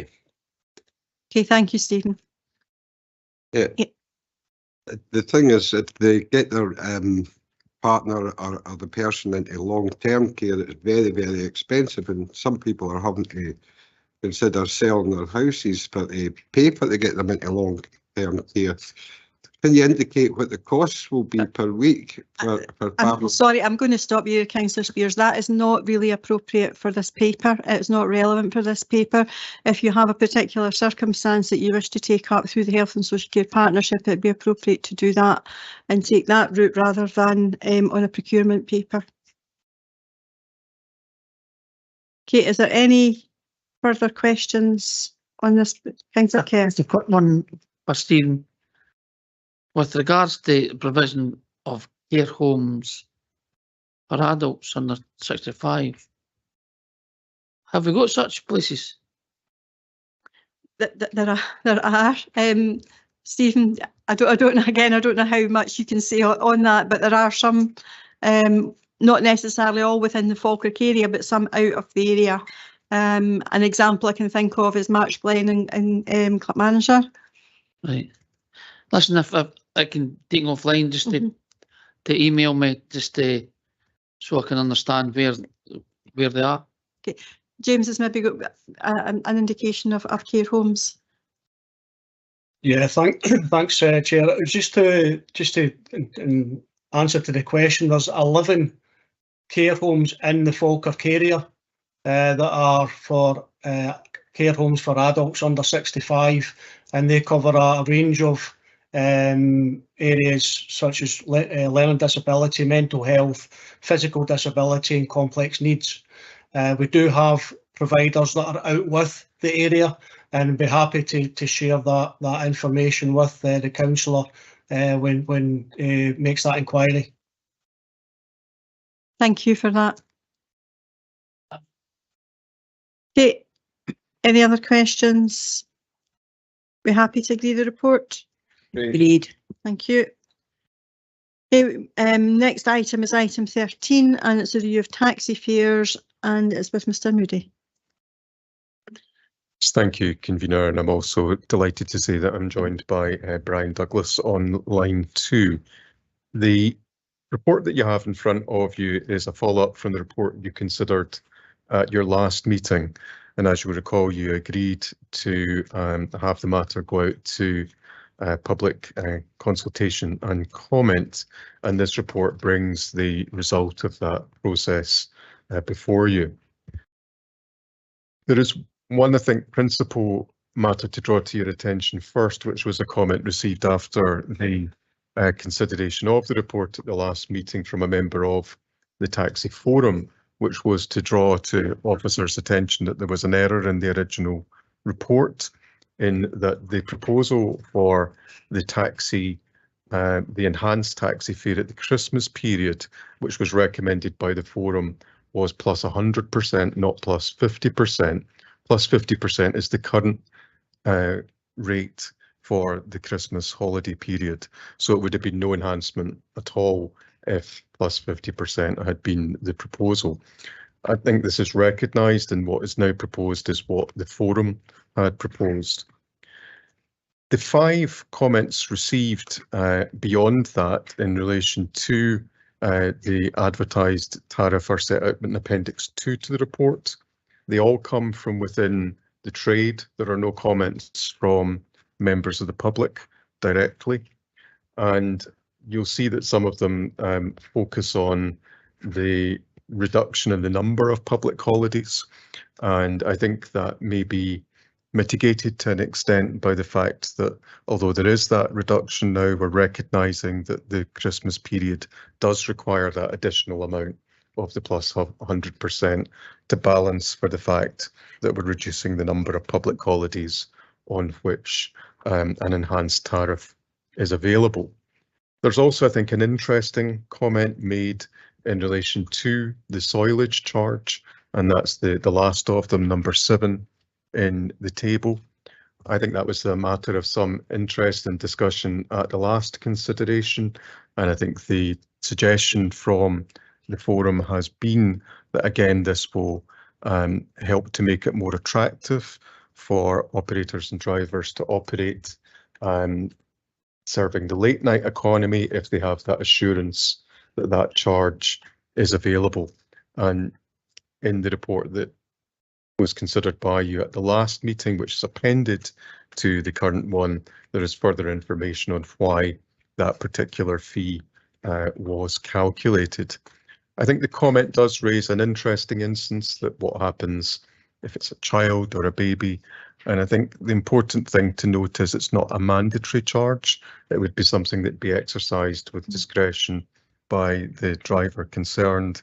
And I think we can all recognise there's a practical difference in the result of an adult perhaps being sick after a long night out in the back of the taxi, and a young child during the course of the day.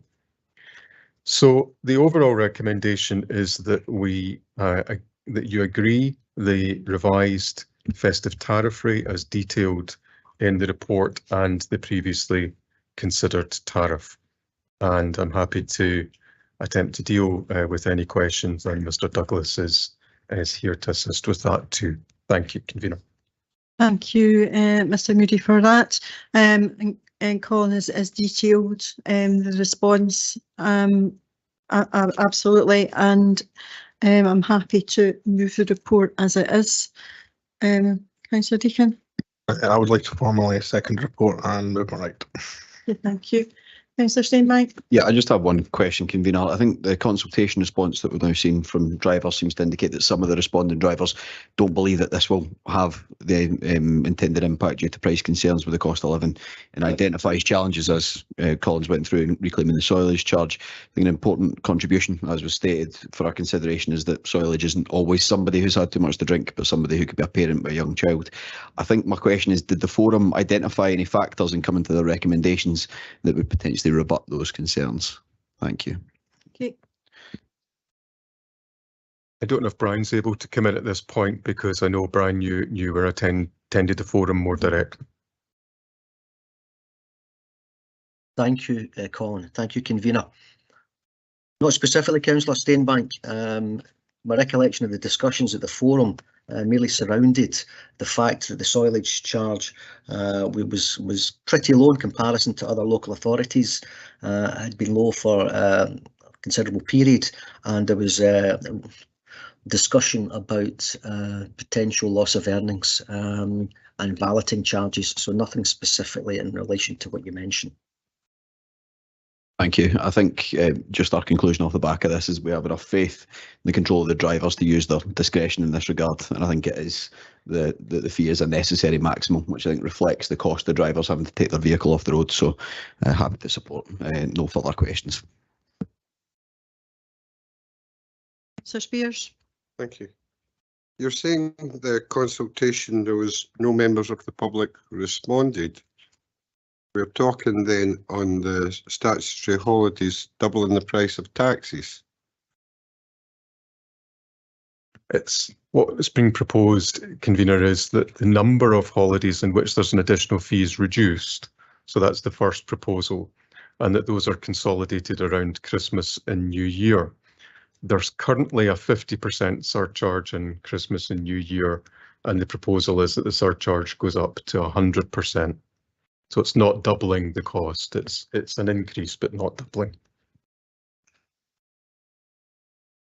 I'm so glad that this is at the taxi company's discretion, because when they realise people can't afford that, they might not use the taxis, and the taxi drivers will realise that they need to have an affordable price for people.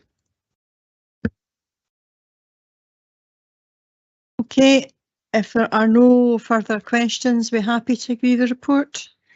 Okay, thank you. Item 14 is a referral from the partnership.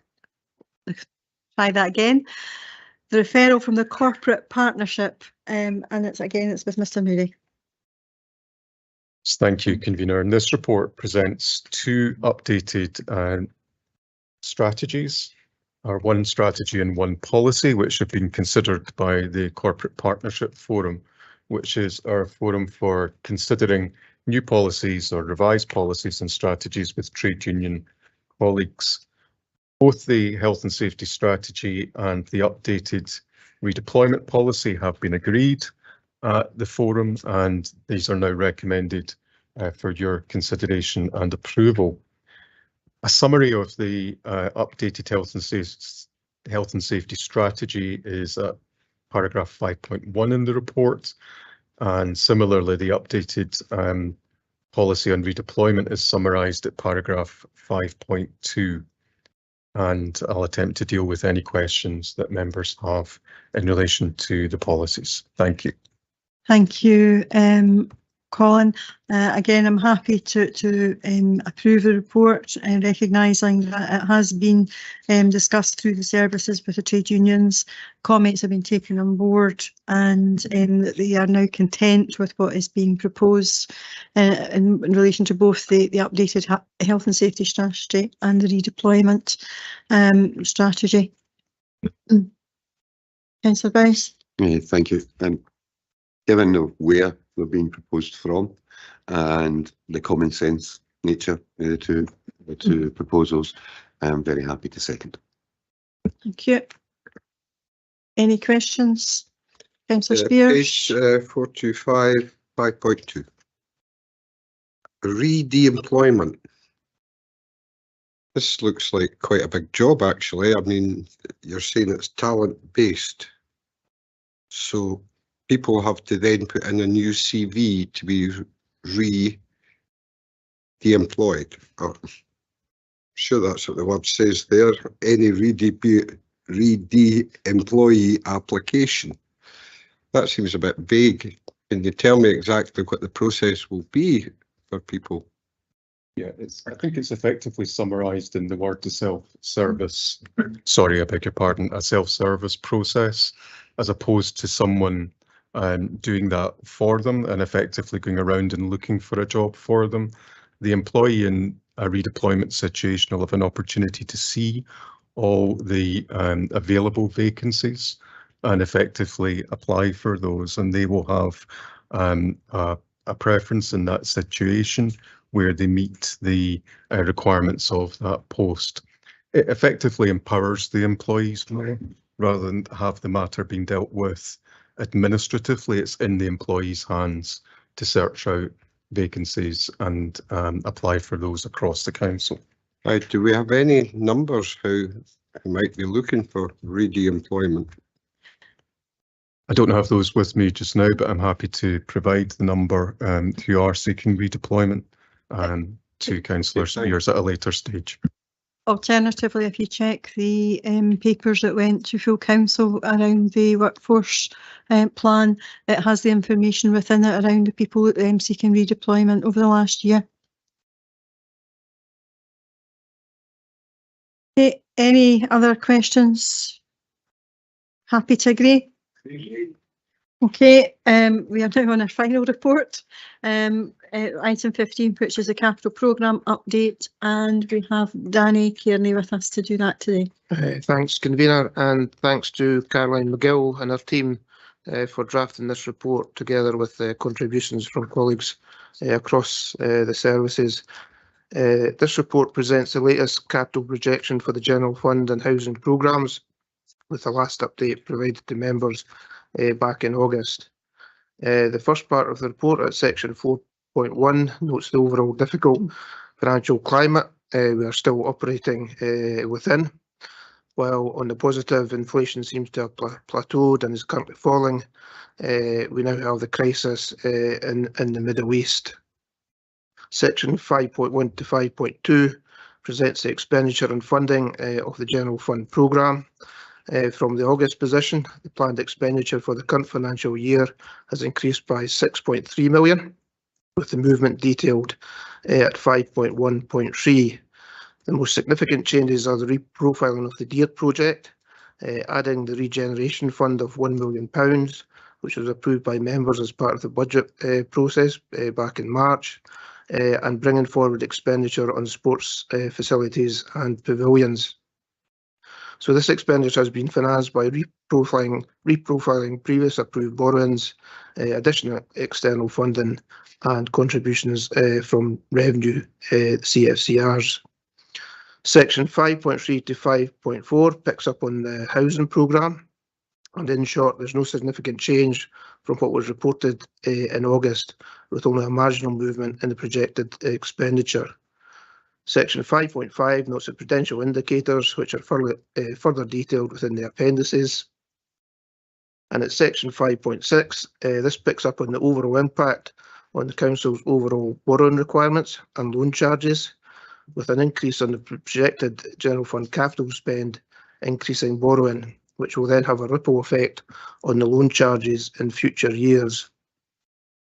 So in terms of the changes to the 23-24 capital programme, as noted that this is within the approved budget and borrowing requirements over the 5-year period. However, changing the profile will affect the borrowing cost for each year within the 5-year programme, i.e. an increase in borrowing costs, increases with borrowing requirements increase, but borrowing costs decrease if borrowing requirements decrease. So based on current interest assumptions, increasing borrowing in 23-24 by circa £4.7 million will increase the borrowing costs by approximately 330k in 24-25, but decrease costs by the same amount over the future years as you're borrowing less. These figures, though, will be dependent on the prevailing interest rates for each year, which are volatile and difficult to predict. Recommendations are noted at section 2. Myself and Caroline, who's on call, I think, will be happy to answer any questions that you may have. Thanks. Thank you, Danny. I'm happy to move this report. I think it shows that the reprofiling of our capital programme and scaling back has made a significant progress in it, and actually has been able to deliver on the programme. I think we're starting to see some of these capital projects come out the ground, or at least be started, as will our communities, and therefore we're able to see the investment, significant investment of 51 million in the general and 71 in housing. is a significant investment in our area, and I'm really pleased that the new monitoring regime around the capital programme to reduce the slippage and having projects that, if necessary, can be brought forward and escalated if there is indeed the capacity to do that. So I think it's a good news story for the council that we have that contribution to our local economy ongoing, and therefore happy to agree the report. Councillor Rice. Thank you, convener. As well, I would love to wax lyrically about, you know, I think about this report. I think it's a very good news report for us. But with that, I'll just formally second and reserve the right to come on. Thank you. I'll open it up for any questions. Councillor Hannah. A very simple question on page 513 in the table. I take it that's a simple typographical error when it says that the approved budget was for air source heat pumps. I think there's just a zero missing. But it was air source heat pump, it says in the table in 5.3.1.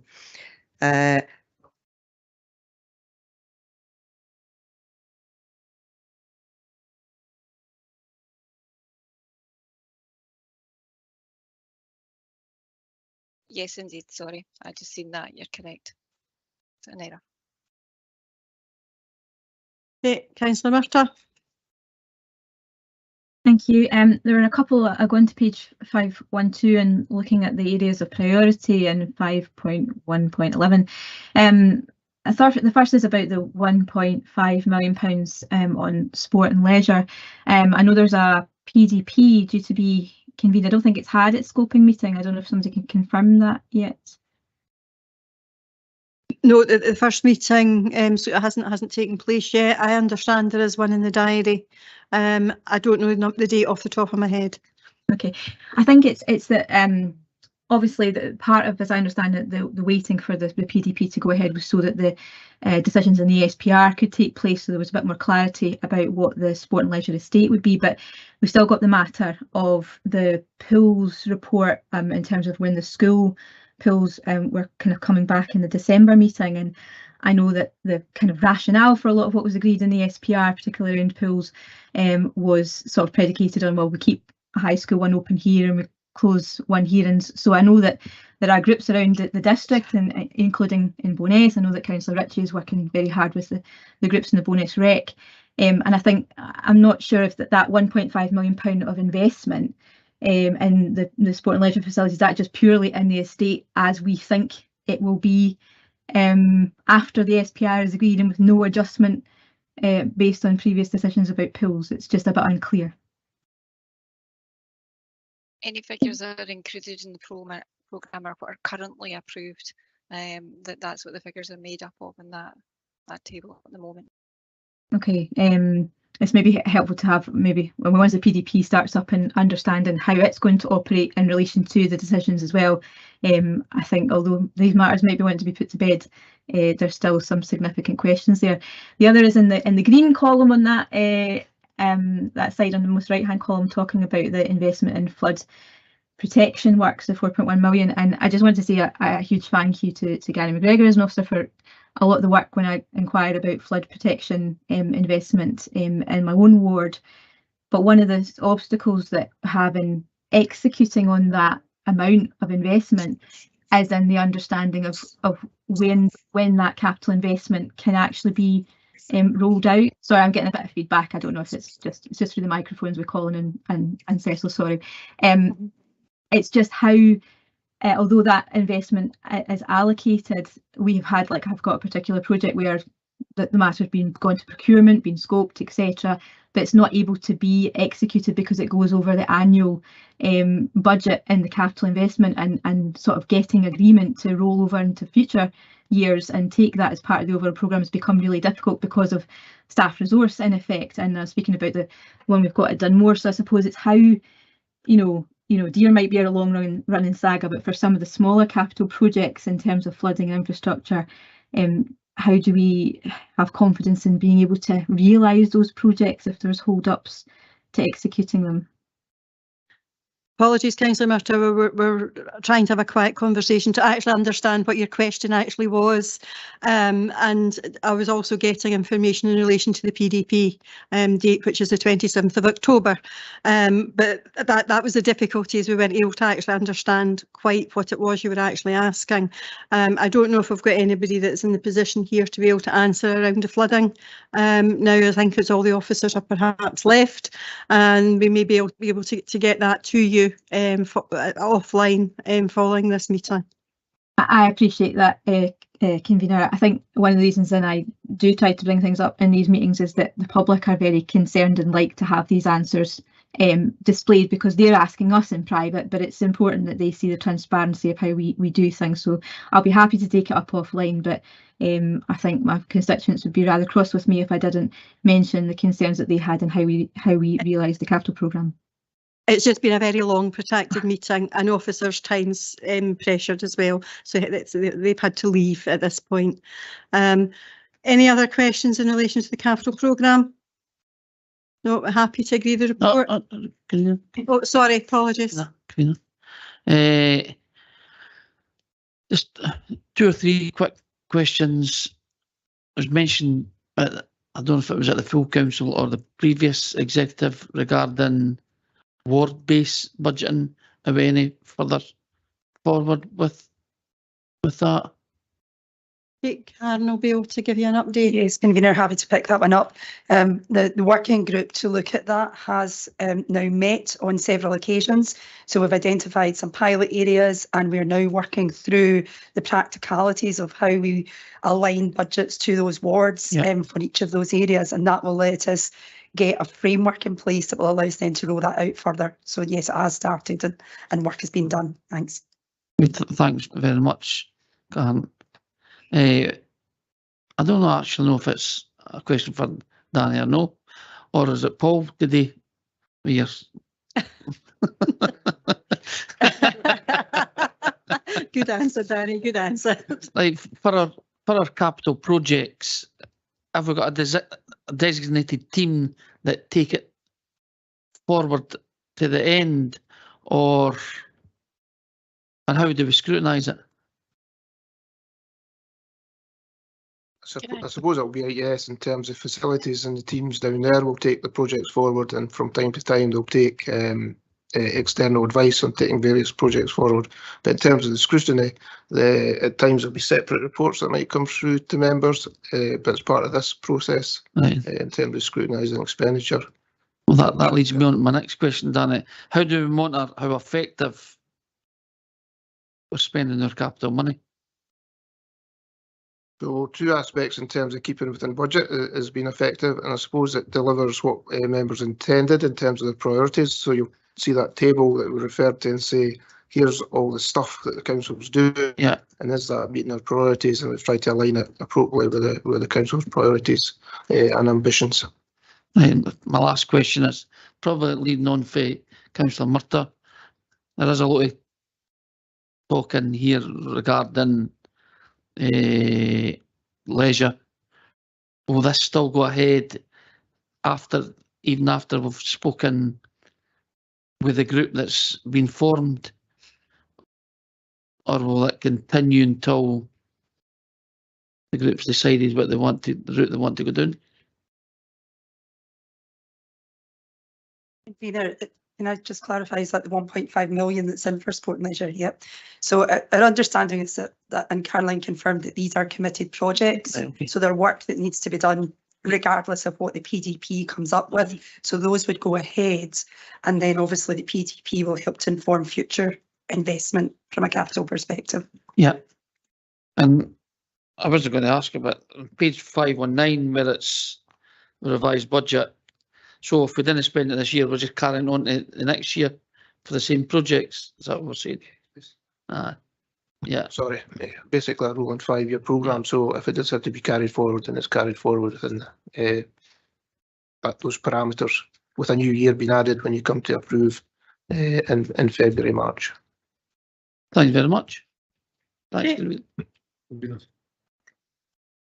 Caroline, sorry. Yep, just want to add that part of the October report does include a reprofiling for sports and leisure of 940,000 from future years into the current year as well. So bringing that forward, accelerating that. But again, that all went through a process of bidding into the capital programme and the priorities being agreed, and that would have been agreed at the budget. Yep. Yep. Okay, thank you for that, Caroline. That was helpful. Councillor Boyce? Very quickly, Cam, you might be able to confirm something for me. You remember a guy called Brian Smale, the happy, cheerful chap?